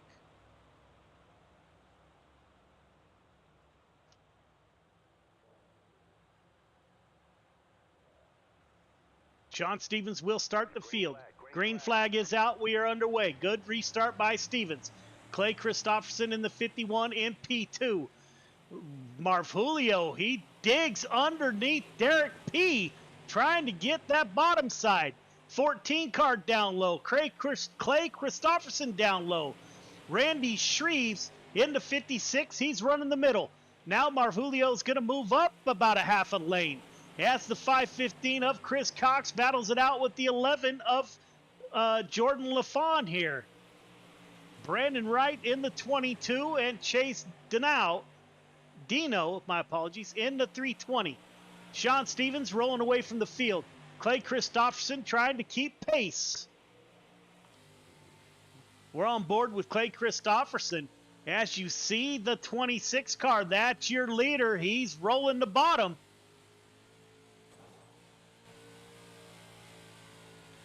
We'll go on board with your leader. See how close he gets to that inside wall, right out to the outside wall.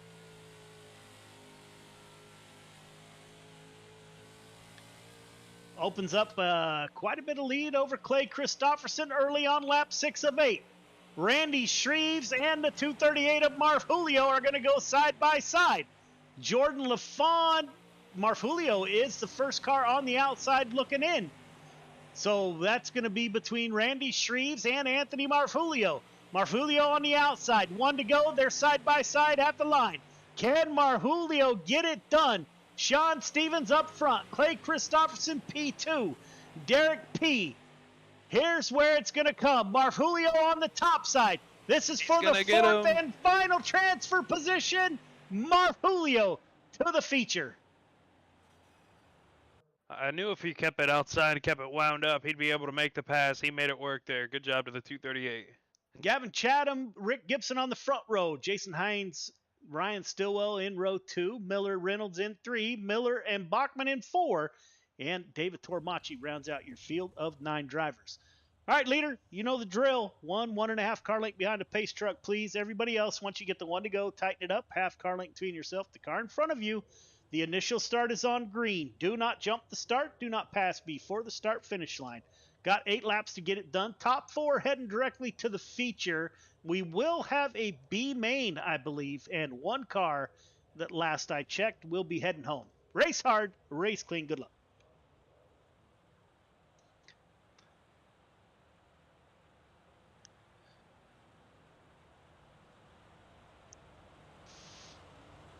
So we have not seen Rick Gibson in Outlaw or Gears Unlimited Friday Night Lights in a sprint car. So kind of interested to see how that 38 car does.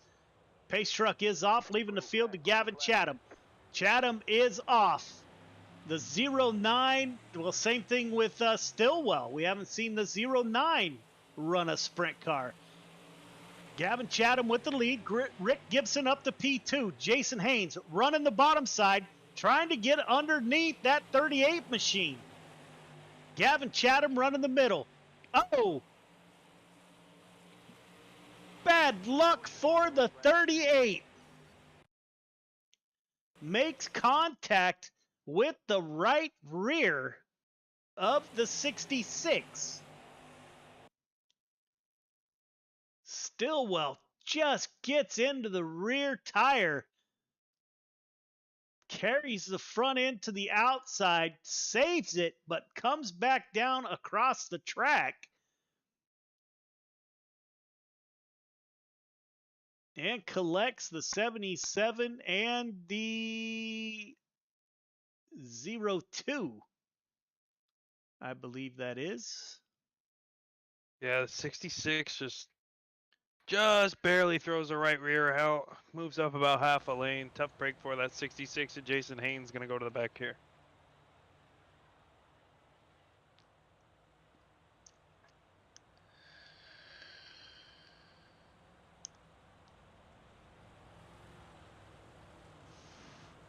So Gavin Chatham still at the front of the field on lap 3 of 8, followed by Rick Gibson, Dean Reynolds, Chris Miller up to P4 in the final transfer position in that 69 machine. Samuel Bachman, Steve Miller in the 02. Jason Haynes going to the rear of the field.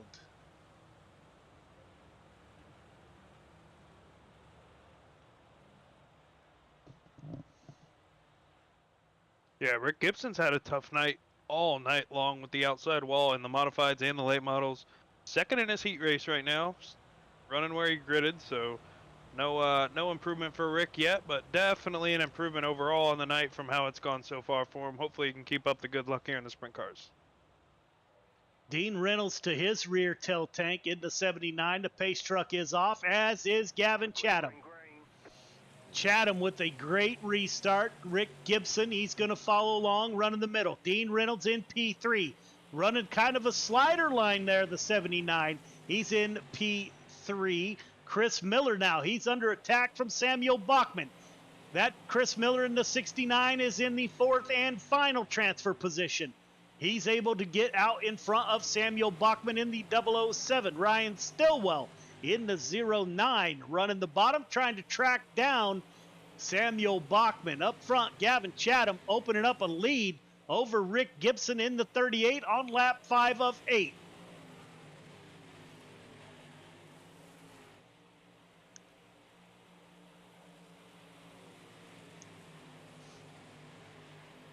Dean Reynolds, Chris Miller still in the fourth and final transfer position.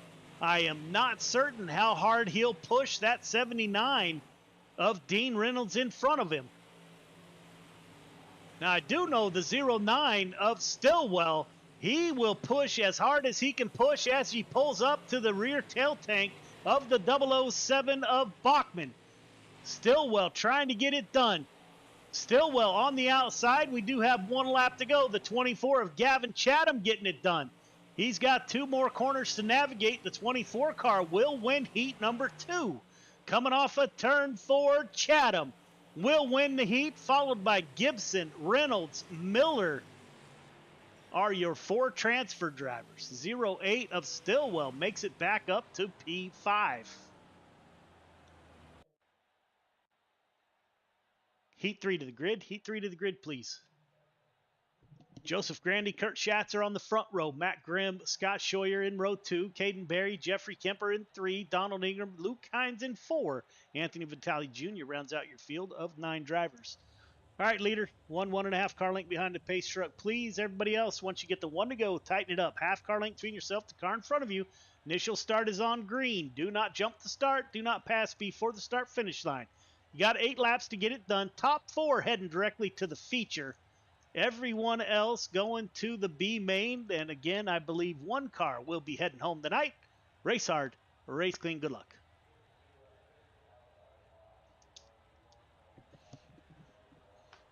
I'm taking the 18 car. It's my teammate, and I'm taking him. Here we go. Kurt Schatzer to the front, Clayton.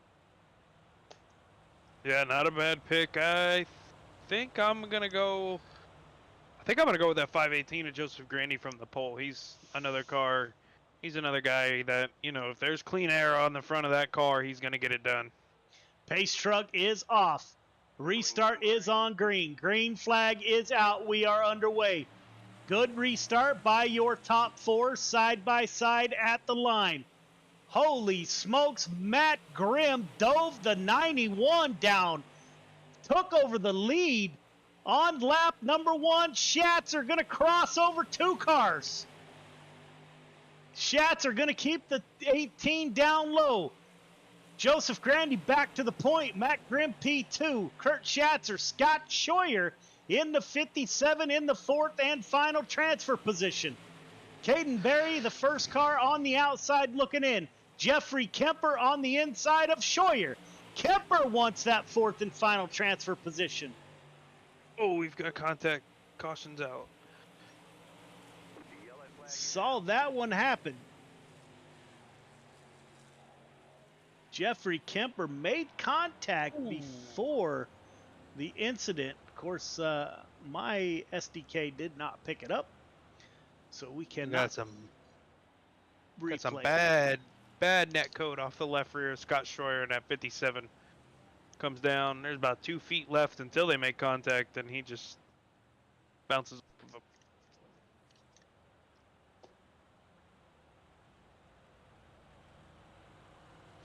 It's good to see that Caden Berry fan club is still out there. I'm not sure if Grandma Pete is still with us out there in Indiana cheering on that 11 car. Greatly appreciate all you folks for staying up late. I know it might not be late for you, but I'm an old guy. My bedtime is 8 o'clock. So greatly appreciated. Joseph Grandy will roll off on the front row. Matt Grimm, great move on the last restart. He will start P2. Kurt Schatzer, P3. Scott Scheuer, P4. Caden Berry, P5. Anthony Vitale Jr., Donald Ingram, Jeffrey Kemper, and Luke Hines. Joseph Grandy will restart. He's in the restart zone. He is off. Matt Grimm, the YOB Racing driver in the 91 with his new paint scheme. Kurt Schatzer trying to pull up below the 91. Can't quite get it done. Scott Scheuer, Caden Berry, 12 car, gonna do a cross cut down move. They're side by side at the line. Berry trying to get that fourth and final transfer position. He'll slide up in front of the 57. Put Caden Berry in the fourth and final transfer position. Joseph Grandy up front. Matt Grimm P2. Kurt Schatzer P3. Caden Berry P4. Scott Scheuer now on the outside looking in. The driver out of Central Florida has fallen back one. Anthony Vitale Jr. in the 21 in the mix. 2 laps to go. Grandy has a grip on the lead as Matt Grimm dives it down low. Grimm is going to try to get underneath the 518. Coming to the line, Grandy coming off a turn 4, 518 will win heat number 3. Grandy, Grimm, Schatzer, Berry transfer to the feature. B main to the grid.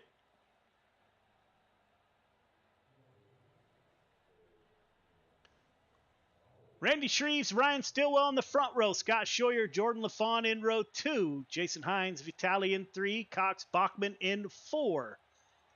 Ingram Wright in 5. Tormachi Kemper in 6. Chase Dino, Steve Miller in 7. And Luke Hine rounds out your field of 15 drivers.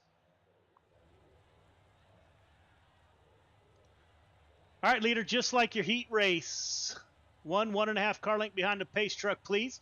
Everybody else, once you get the 1 to go, tighten it up. Half car length between yourself, the car in front of you. Got 10 laps to get it done. 12 of the 15 will transfer. Race hard, race clean. Good luck. Hang on, we're not going green, not going green.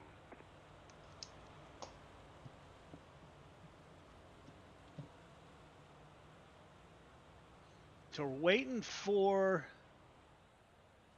Steve Miller is there. Anthony Vitale, Jordan LaFawn in the 11.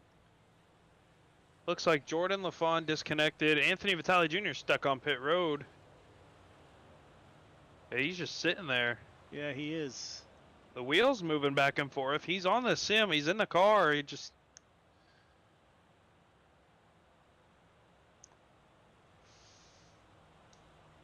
So technical difficulties for the 21 car. No gas pedal. Not going green.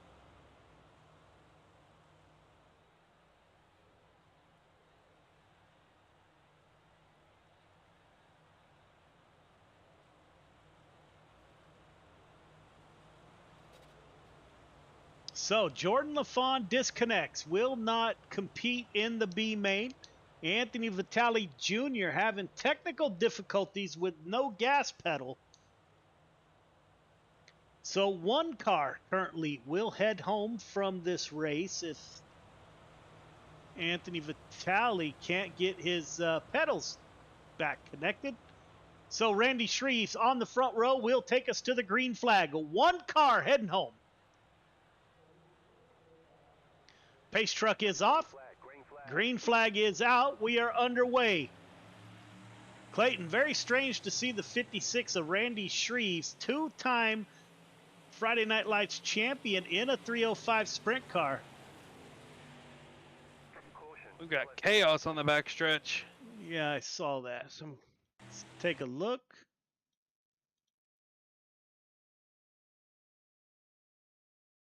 We're riding 60. along. 66 Sorry about that. Tries to take it 3 wide, slides up, keeps coming up. Yikes. Gets into Bachman in the 007, it appears, unless I'm missing something. Collects quite a few cars there.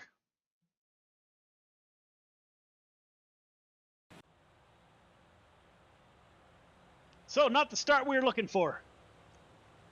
No, not at all. Jason Hines. This will be his second one tonight here in the sprint cars.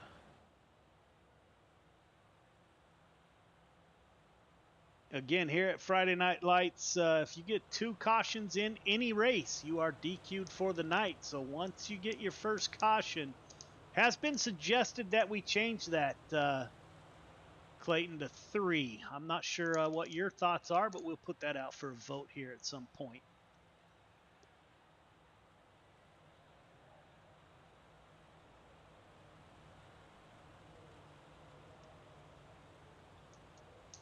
Randy Shreves, Ryan Stillwell, Chris Cox, Scott Scheuer.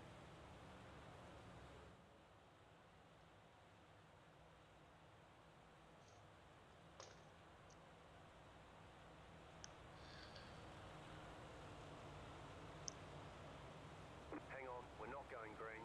Not going green. Yeah, 66. Race control still trying to sort out. 66 heading to the back of the field here. We should get the 1 to go this next time by.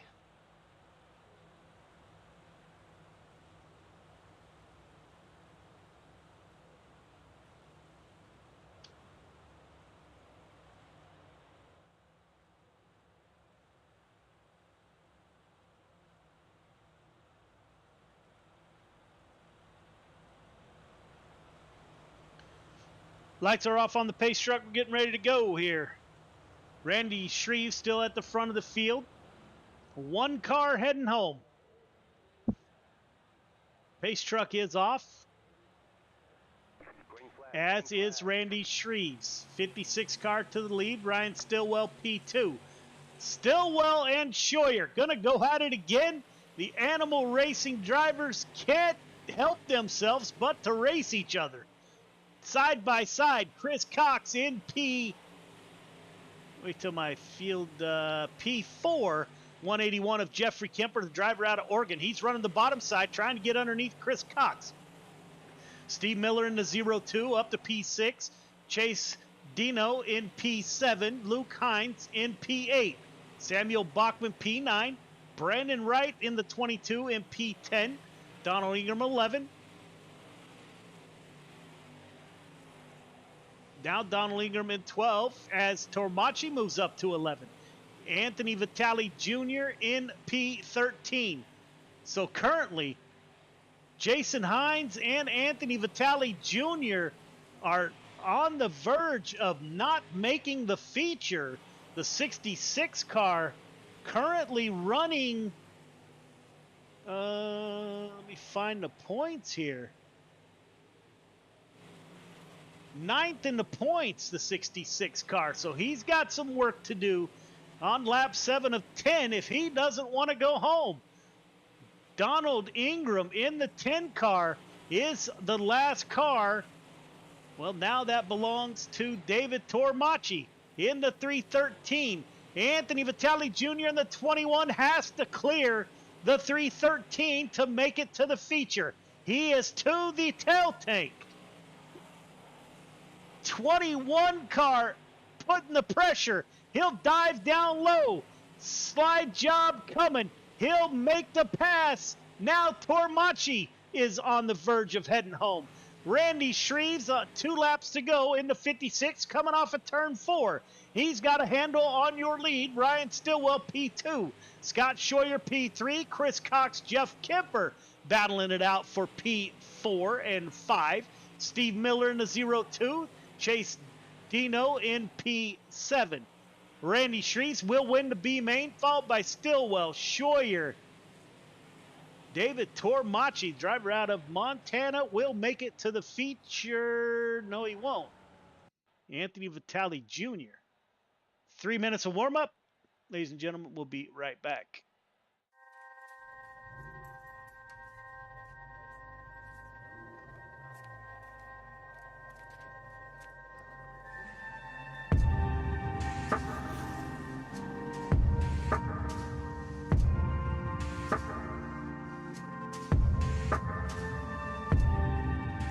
biggest thing is getting the word out, awareness of Mission 22, the struggle as it is to fight PTSD and suicide.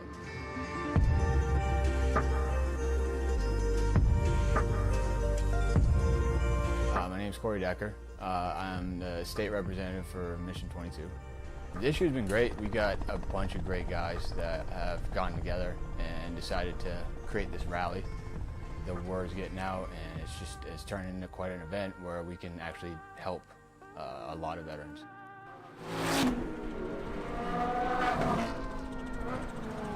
It's a great event, but you really have to go and see it for yourself, and it's really one of those things that's an experience.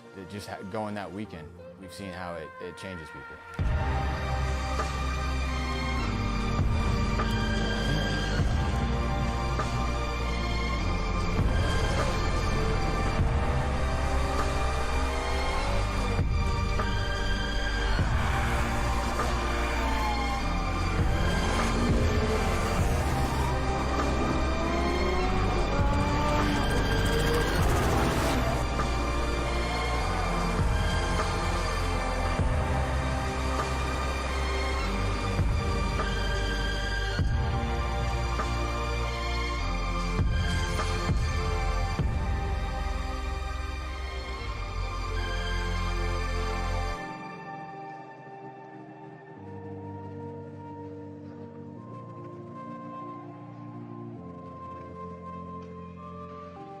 When people hear a Till Valhalla project, the first thing they might think of is our shirts. But what most people don't know is that our plaques came first and the t-shirts came second. What some people might not know is that the same shirts that we make day in and day out allowed us to do unbelievable things for unbelievable people.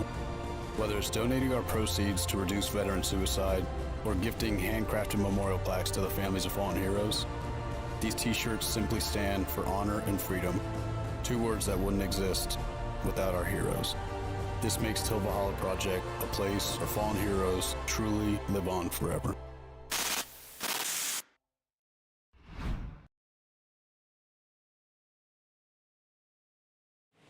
Welcome back. Getting ready to start your 30-lap feature in the 305 Sprint cars. Let's take a look at the quickest times here. Sean Stevens, no surprise, top of the board, 15:103, followed by Grandy, Marfulio, Stillwell, and Caden Berry, your top five. Feature to the grid, please.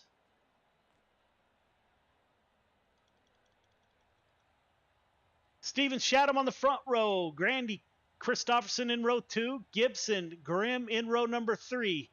Derek P., Dean Reynolds in row number 4, Schatz or Marfulio in 5, Miller, Berry in 6, Shreve, Stillwell in 7, Scheuer, Cox in 8, Kemper, Miller in 9, Dino, Hines in 10, Bachman, Wright in 11, Ingram and Vitalik Jr. round out your full field of 24 drivers. All right, leader, 1.5 car length behind the pace truck, please. Everybody else, once you get the one to go, tighten it up. Half car length between yourself and the car in front of you. Initial start is on green. Do not jump the start. Do not pass before the start finish line. Got 30 laps to get it done. Please be patient. Let's get some green laps in. Race hard, race clean. Good luck. Man, I don't know if anybody has anything for Sean Stevens.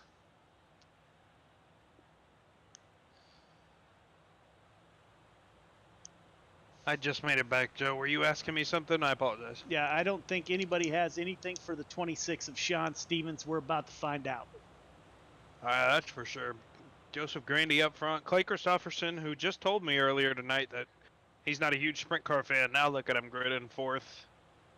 Track slicked off, though. I mean, you touch the wall on these things, it can ruin your night real quick. So if Sean wants to run up front all night, he's going to have to do his best to keep that right rear out of the wall, avoid the contact. Yeah, Sean messaged me right before the race and asked us, hopefully we end early. He's going to the real racetrack. It's Saturday in Tasmania. He's got some buddies racing tonight. He's headed out to the track as soon as this is over. Oh, he slides up. He gets into Gavin Chatham slightly. Joseph Grandy up to P2. Rick Gibson now. Gibson rolling the bottom in that 38 machine. Gavin Chatham falls back to P4. Sean Stevens up front. Joseph Grandy in tow. Oh, contact. Marfulio didn't see who else. Kurt Schatzer involved. Saw Marfulio and somebody make contact down low. Rick Gibson, tough. He cannot catch a break tonight. Just comes down across the nose of Anthony Marfulio.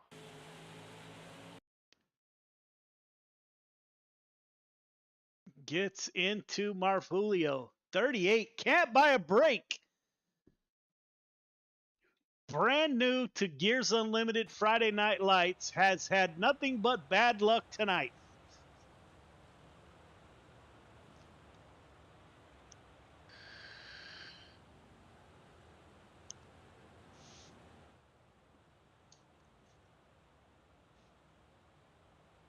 Sean Stevens.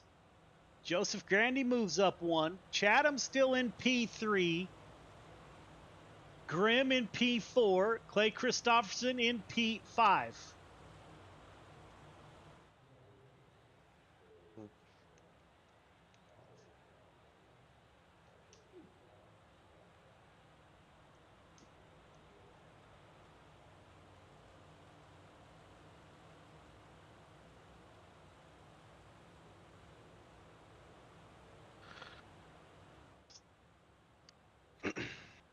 All sprint car restarts are single file.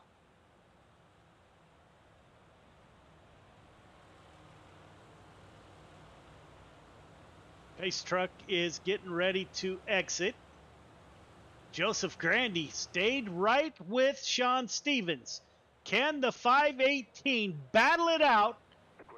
Good restart by the driver out of Tasmania, the 26 Wyobe driver of Sean Stevens.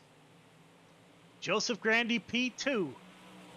Gavin Chatham P3. Matt Grimm, Clay Christopherson rolling the bottom in the 51. Dean Reynolds in the 79. Caden Berry up 5 from his starting position, up to P7. Derek P, P8. Chris Miller 9. Randy Shreves into 56 is back in 10th. The 515 of Chris Cox in 11th. Scott Scheuer in 12th. Jeff Kemper, Steve Miller in 13th and 14th.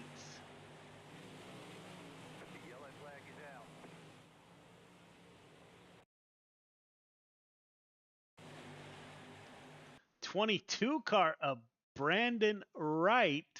Let's take a look. He's on the bottom. Comes kind of met in the middle there, the 21 and the 22.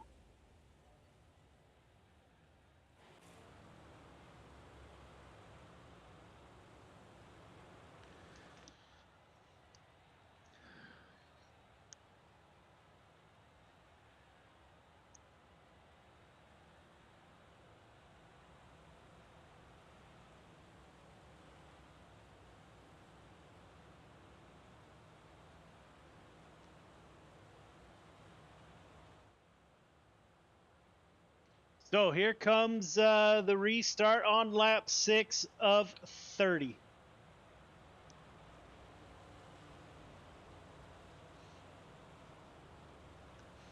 Stevens, Grandy, Chatham. Hoping for a better, less cautions race, but this has not started out that way.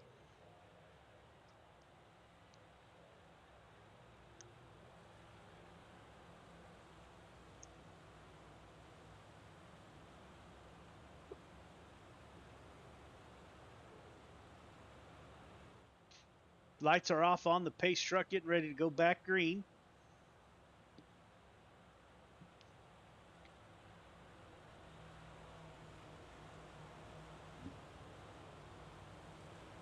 Pace truck should exit this time by.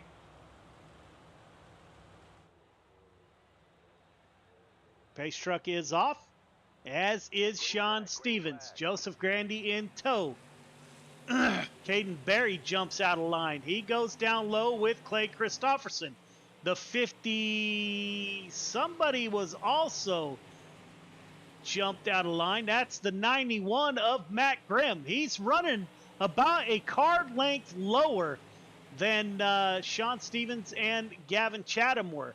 Sean Stevens at the point, getting away from the field. Stevens running in the middle as Joseph Grandy is kind of running a modified slider line.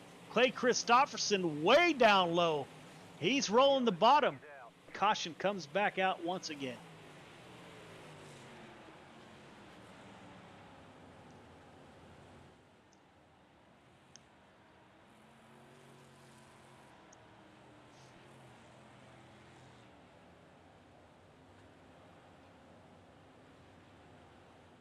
Man, it looks like Luke Hines just loses traction off the corner, off a 2 here, and when he corrects it, throws the left rear down into Ryan Stillwell. Causes them both to go up and around. And Luke Hines going to go to the back here.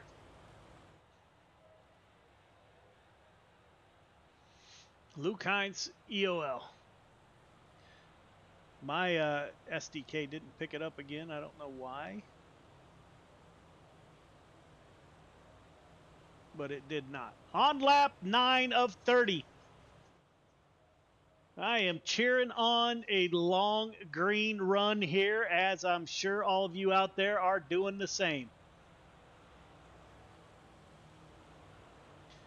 Eldora has turned out to be quite a challenge. You can see that cushion. You used to be able to read that Eldora at the exit of turn 4.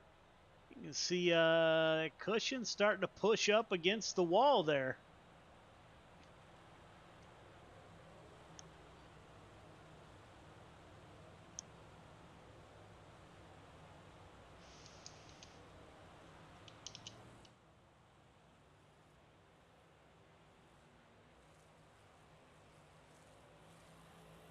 Hang on, we're not going green. Not going green. Stevens still on the point, led from the pole the whole race.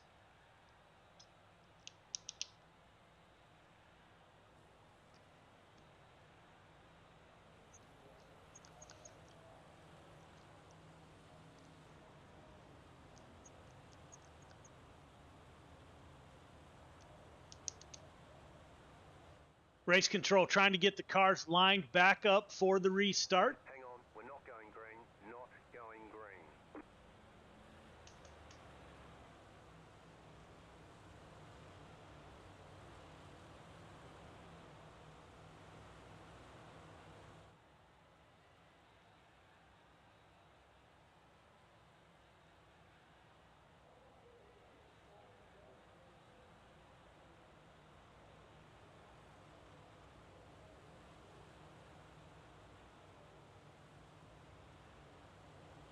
So here we go.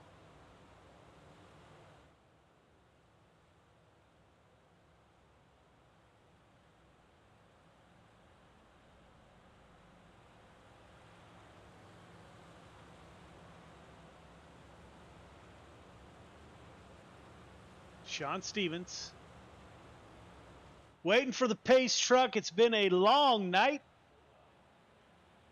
Sean Stevens is off in that 26 car. Joseph Grandy did not get the good start that he has been getting in that 518 up on the cushion. The 518 gets a little bit loose on exit.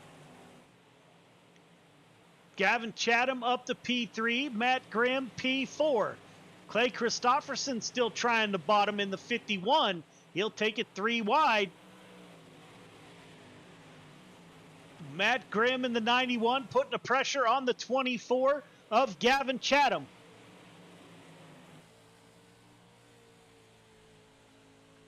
This is Matt Grimm in P4.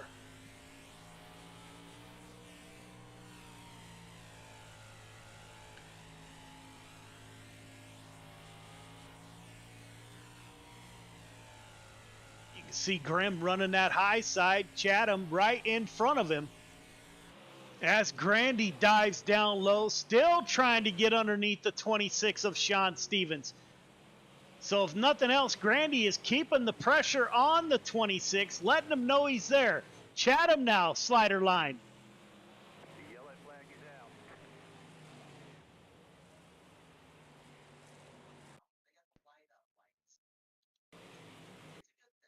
10 car into the outside wall.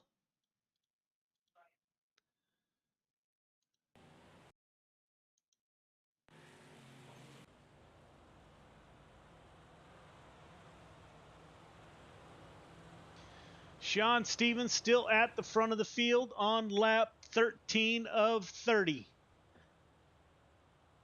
So Yeah, we're 10 not. car. Go ahead. 10 car just gets into the wall, kind of gets stuck in it. Everybody behind piles in. Donald Ingram to the back.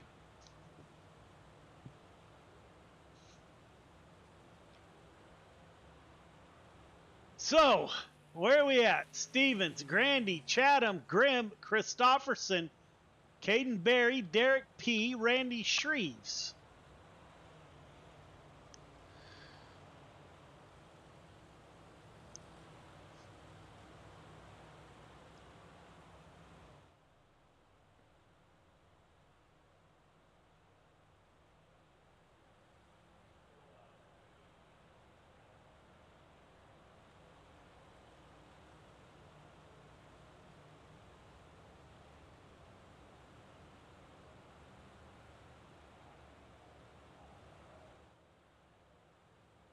Pace truck lights are off, so we will go green next time by. Grandy has been keeping up with the 26. Can't get enough green laps, as the caution has been delayed.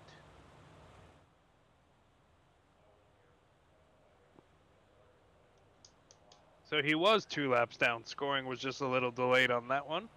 Brandon Wright will get back on the lead lap in that 22 machine.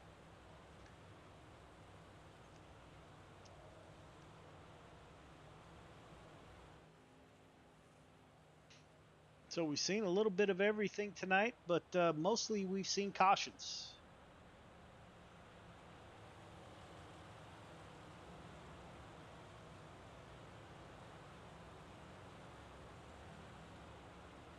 Scotch. 56 of Sean Stevens. Good restart. They fan out down low. Caden Berry. Yikes.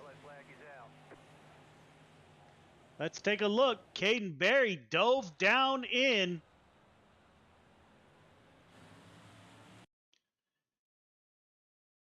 Gets a good restart.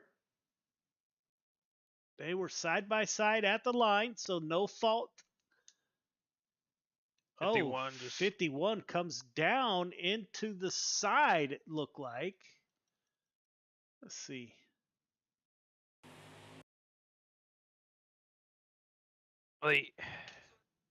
According to scoring here, he passes Clay Christofferson before the line, putting Caden Berry at a jump. Gonna have to double check it from the start finish camera here. Make sure of that.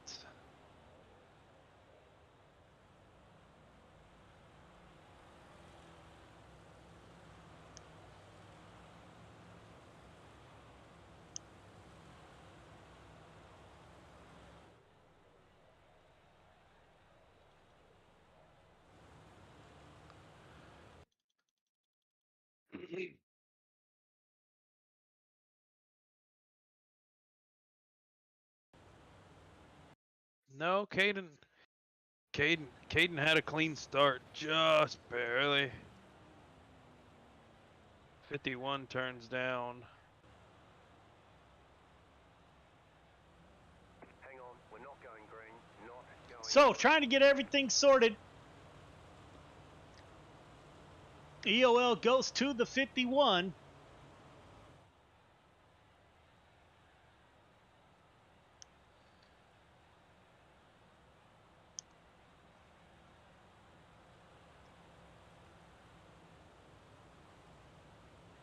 So we will go green next time by.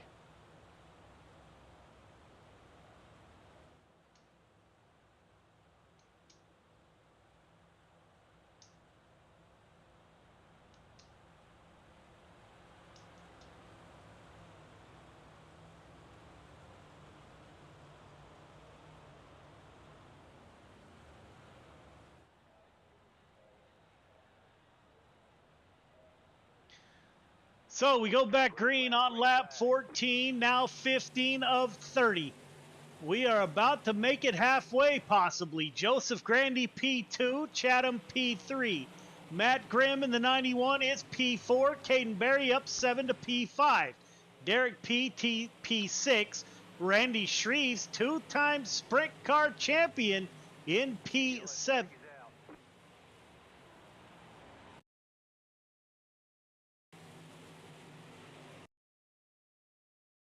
22 car.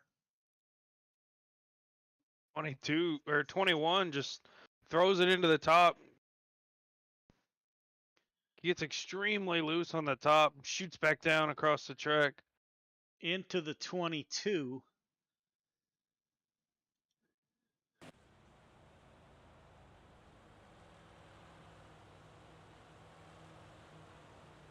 We're hearing that the 79 car may have some damage. Let's take a look.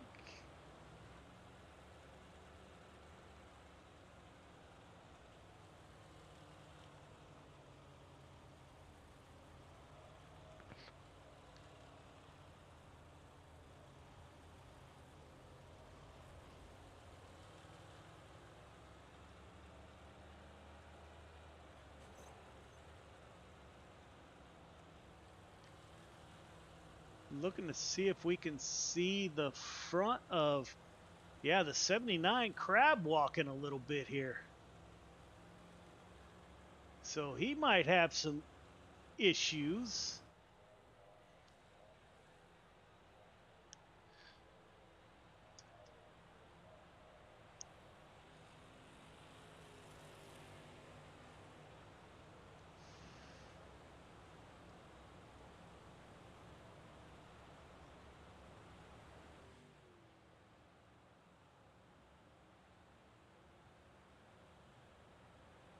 Sean Stevens still at the lead. We are at the halfway point.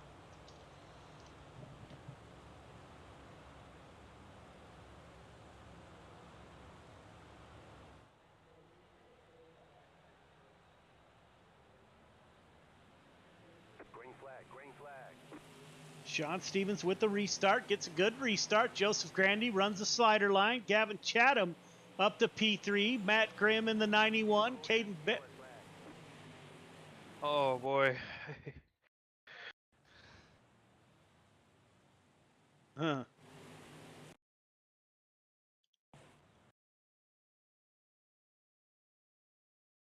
Yeah, I'm trying to see. I got the 21 car, but I cannot see the incident.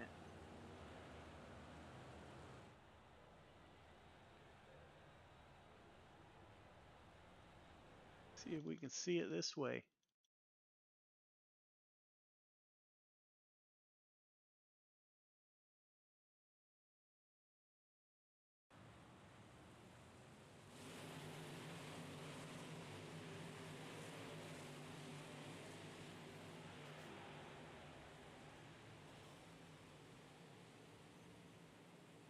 So I had the 21 disappear and made contact with another car that disappeared.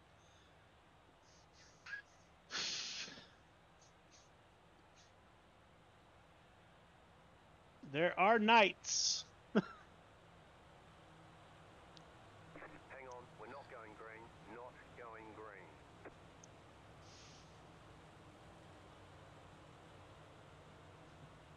Who was it that said we were staying green tonight again?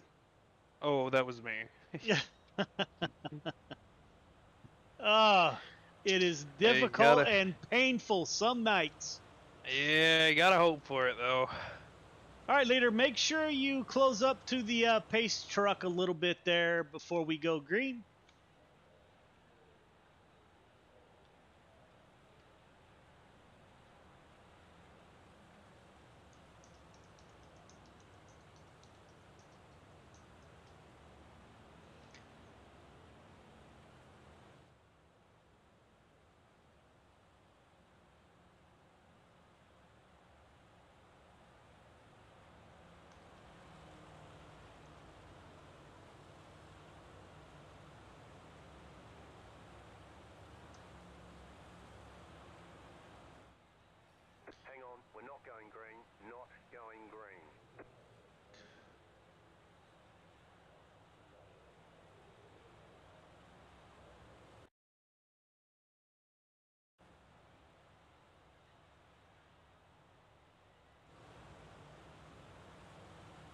Trying to figure out what happened here. David Tormachi trying to get in line in front of the 22.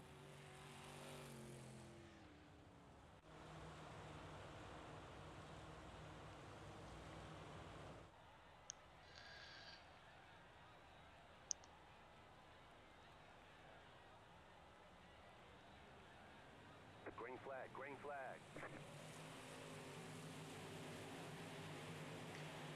Green flag is out on lap 18 of 30. Gavin Chatham up to P3. Matt Grimm in the 91. In P4. Caden Berry P5.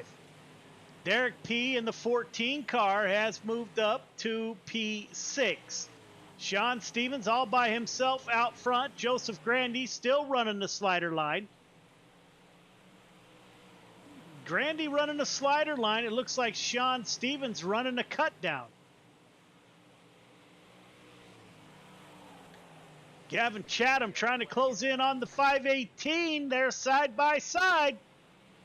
Come after 4. Clay Christofferson involved. Catches the inside wall. Running that 51 way down low. Just gets into the inside wall, collects the 10 car.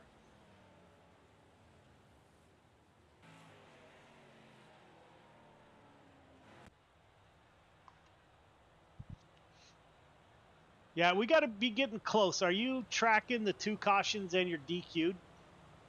I have Yes, not sir. been. Are you? Okay. Yes, I have been. Everything notes here on each driver's car log here on the race control software. And I have it set to give me a warning at a 2 EOL mark. Nobody's received it. We got a ton of 1s, but no 2s yet. So lap 20 of 30, maybe we won't have to DQ anybody. We got some people that are starting to get a little edgy, arguing calls and stuff. So that's why I tried to make a call, let everybody calm down, clear the race comms, at least keep it to yourself, because it's starting to get a little old. Yeah, for sure. Sean Stevens, Gavin Chatham, Matt Grimm. 1, 2, 3. Caden Berry up 7 to P4. Pace truck should exit this time by.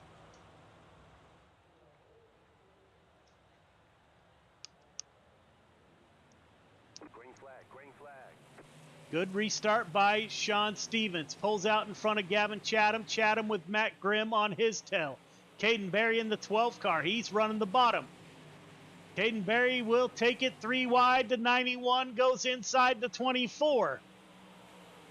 Everything plays out. Everybody back in line. Now Randy Shreves. He's up 8, as is Caden Berry. Contact is made, a little bit of contact between the 14 and the 56. Lap 23 of 30. Not missing much up front. Sean Stevens getting away from the field. Gavin Chatham, P2. Matt Grimm, Wyobe running 1-3. Caden Berry in P4. He's going to have his hands full with the 56 of Randy Shreves before you know it. Berry into the outside fence. Comes down into the 56. Slide job from the 14. It's not going to work. Yikes. Berry able to save it. Goes back down low. Shreves will move up to P4. Derek P. Caden Berry now. He moves back up to P5. Kurt Schatzer is running in P6. Jeff Kemper, P8. Gets into the wall a little bit. Up front, Sean Stevens pulling away. Gavin Chatham now under attack from Sean Stevens' Wyobe teammate. That's Matt Grimm trying to get it done up front. Trying for a 1-2 Wyobe finish here. On lap 27 of 30, Randy Shreves, P4, Derek P. Kurt Schatzer on the high side, moves Schatzer up to P6. Slide job from the 14, crossover from Schatzer. The yellow flag is out. Chris Cox involved. Well, we got to run anyway. Chris Cox in the 515, right underneath the camera. Looks like Dean Reynolds gets into the outside fence, comes down into the 69. Chris Cox nowhere to go. Just catches, almost made it through.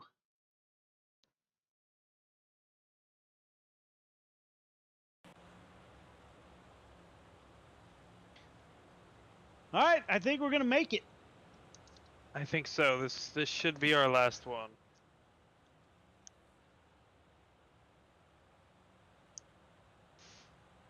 Stevens, Chatham, Grimm, your top three. Randy Schatzer is the first car on the outside of a podium finish.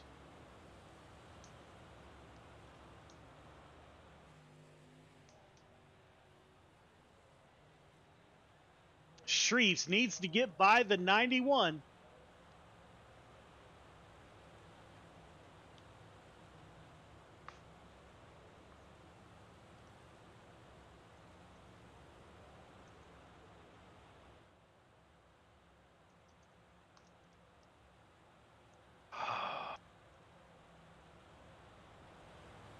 Keep race comms to a minimum, please.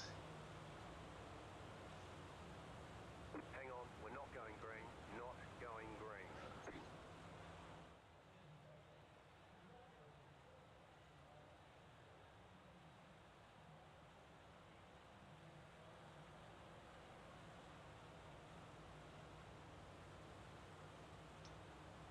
So we will go green and hopefully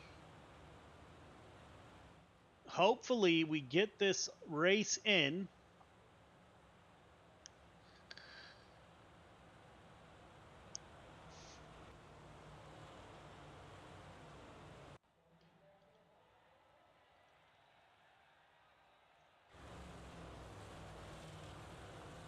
So Gavin Chatham, Grimm, Shreves now 26 DQ'd for conversations with race control. One thing that we do not put up with. Chatham, Grimm, Shreves, 1, 2, 3. Chatham with 2 to go, coming to the white flag. Chatham will take the white flag. Matt Grimm in P2. Randy Shreves wants P2. Kurt Schatzer trying to get into the mix. Chatham with 2 more corners to go. Coming off a turn 4, Gavin Chatham will win. Grimm P2, Shreves P3. Top 3 start finish line, please. Top 3 start finish line.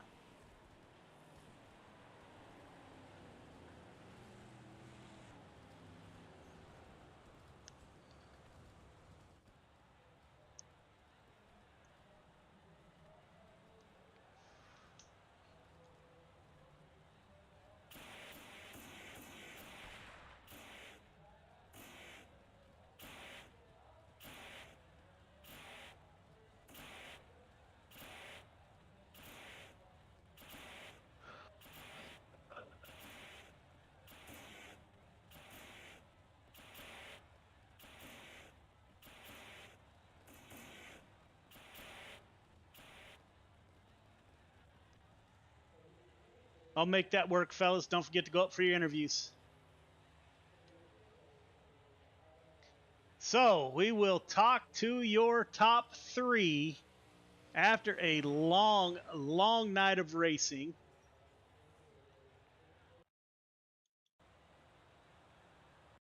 See if we can get Randy Shreves in the booth, and he is here. Randy, this is Joe. You got me? I got you, Joe. Man, up 10 from your start in the 56. You put it on the podium. What a long night, my brother. How'd you move up 10 spots? Just mainly just being patient. I wish I didn't have such a bad starting spot. I would have liked to have started up a little farther and maybe gained a little more ground, maybe won this thing. That's what I need to do here. But I'd definitely take third all day.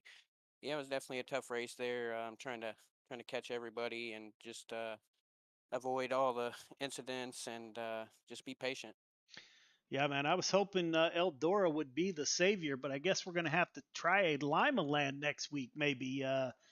But a great run by the 56, nonetheless, two-time champion. You put it on the podium, man. Great run for you. Who do you want to thank on that 56?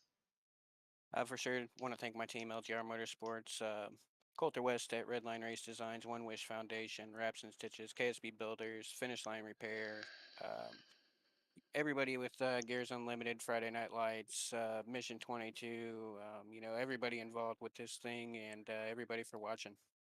All right, man. Good race. Have a good weekend. Thanks, Joe. Yeah, man. Clayton, you got Matt? Yes, sir, I do. Matt, this is Clayton in the booth. You got me? Yeah, I got you.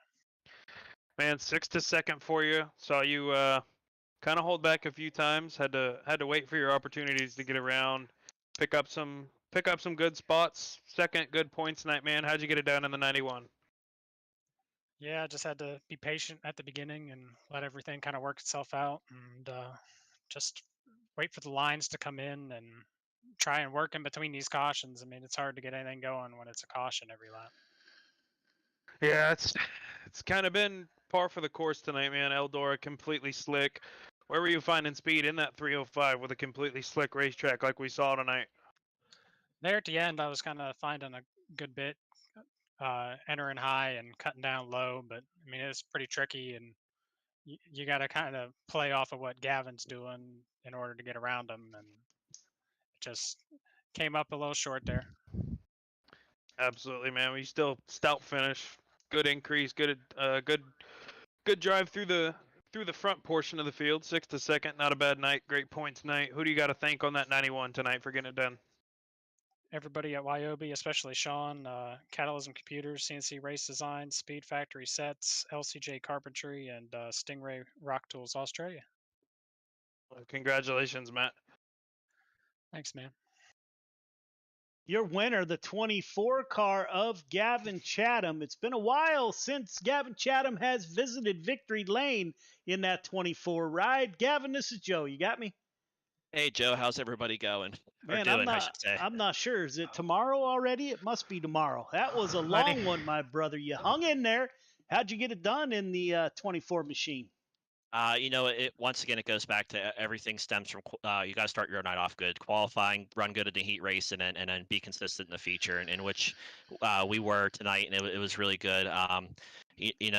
Sean, amazing competitor. He's always fast, and credit is due for him being smooth and fast. I'm not sure if I had anything for him. I tried using the bottom and everything a little bit to get there, and then luck kind of fell our way tonight. Sometimes you're good, sometimes you're lucky. I'd rather be lucky than good, and we were lucky tonight. And then even Matt too. Matt was pressuring me, and the cautions fell right because he was fast too. Those YB guys are definitely smooth and they're faster. They're tough to beat. But all in all, it was a good night. We ran good. Everything came together for us tonight, and it feels good to be back in Victory Lane. It's been a while. Yeah, man. Hopefully we see more of that. You've been away quite a few weeks, or you would have been in Victory Lane much more often, I am certain. Great run by the 24. Again, it's great to see you back in Victory Lane, man. Who do you want to thank for your drive to Victory Lane? Yeah, first off, we should be getting some more races soon. We've been really busy at work and some other things in life have been happening. So unfortunately, not been at the racetrack as much as I'd like to. But we'll be back and hopefully we'll pick up a few wins before the end of the season. I just want to thank Joe, Clayton. You guys do an awesome job running the league. Thank you guys for doing this every week for us. We appreciate it. I want to thank Chatham Motorsports, Northeast Outlaw Motorsports, MSMD Designs, and Velocity Race Designs. Thank all them for the help, and thank you guys again. And congrats to everybody who won tonight and everybody who finished well. Yeah, man. Greatly appreciate Chatham Motorsports coming on board for the Quick Time Award. Also, always a huge supporter of Friday Night Lights since the beginning. That, sir, is greatly appreciated. Man, it's great to see you in Victory Lane, and I wish you a great weekend.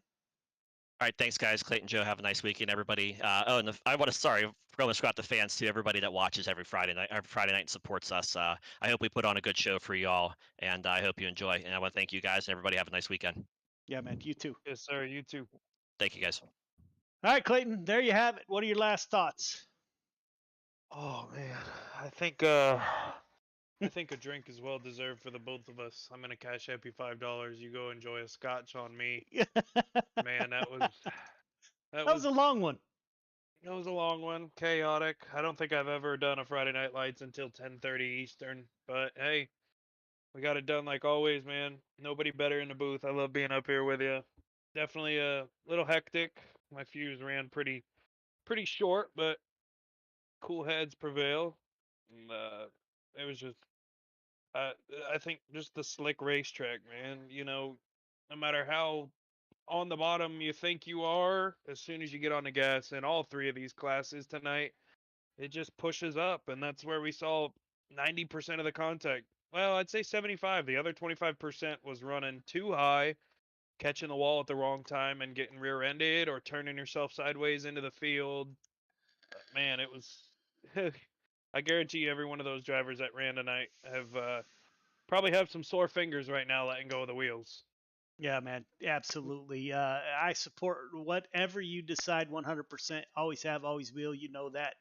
Greatly Yes, appreciate sir. you being up here in the booth with me, my friend. And as always, I wish you you and the fam, a great weekend, man. And we'll see you Outlaw Racing League Tuesday night, brother.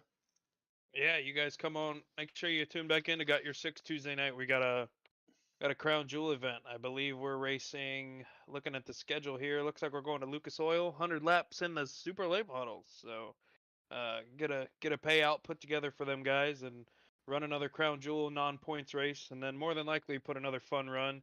And I might be commentating from the racetrack again, like the last one we did at Knoxville. Who knows? Yeah, man. Super cool. Have a great weekend. Yes, sir. You as well. All right, man. There you go, ladies and gentlemen. There is Friday Night Lights. It is Friday the 13th. I just realized that. That's all the why. cautions come out of Friday the 13th tonight. So greatly appreciate everyone sticking around. It was a long night. Greatly appreciate, as always, everyone sticking around. Appreciate the drivers for all the support. And until next time, which we'll be back on the air Tuesday with Outlaw Racing League. Until next time, we'll see you.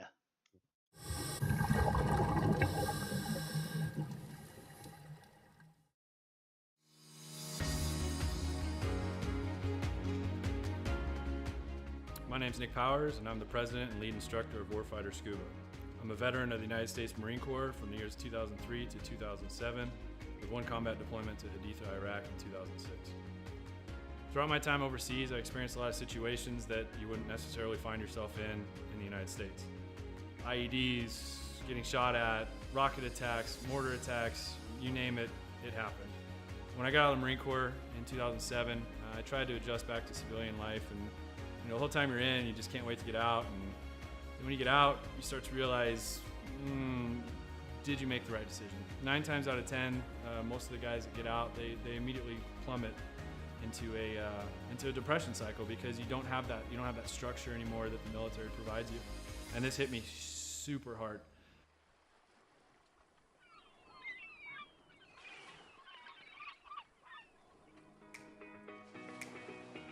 We moved to one of the #1 top dive destinations in the entire world, and I figured I'd start getting back into scuba diving. And after our first couple dives, I realized how peaceful it was underwater and how none of my problems followed me. You're just there in the present moment. I had the idea for Warfighter Scuba, and I kind of hinted at it, and they said, "You go for it." And that's basically how Warfighter Scuba was born.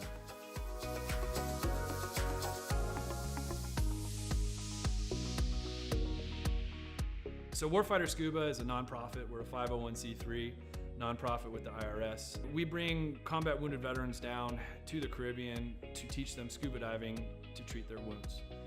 Whether their wounds are physical or mental, such as PTSD, scuba diving is a extremely therapeutic activity for mental stressors and for physical ailments.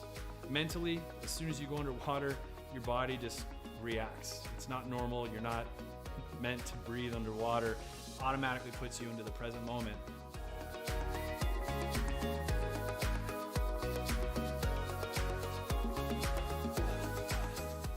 You have nothing but peace and calm. This ability to separate yourself from reality really allows veterans to find out what their trigger mechanism might be for their particular mental stressors.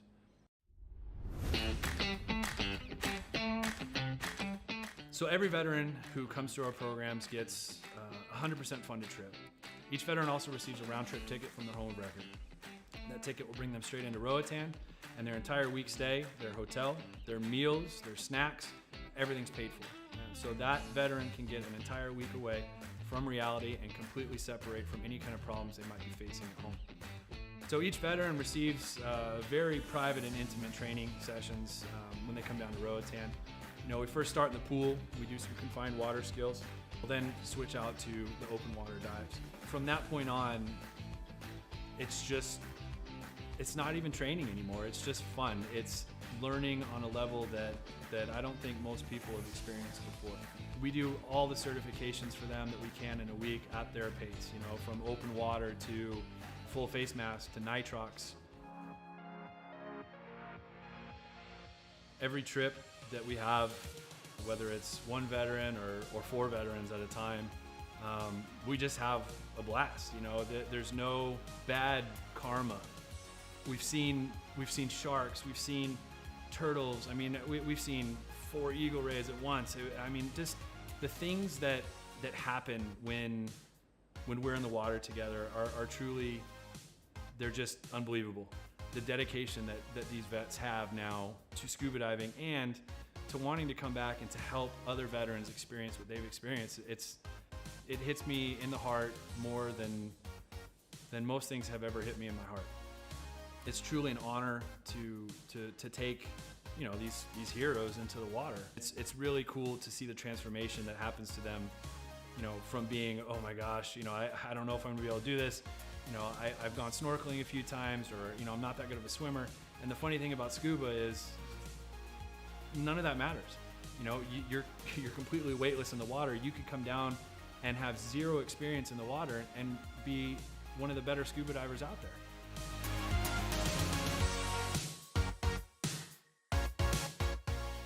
So as with all nonprofits, we rely solely on generous donors such as yourselves.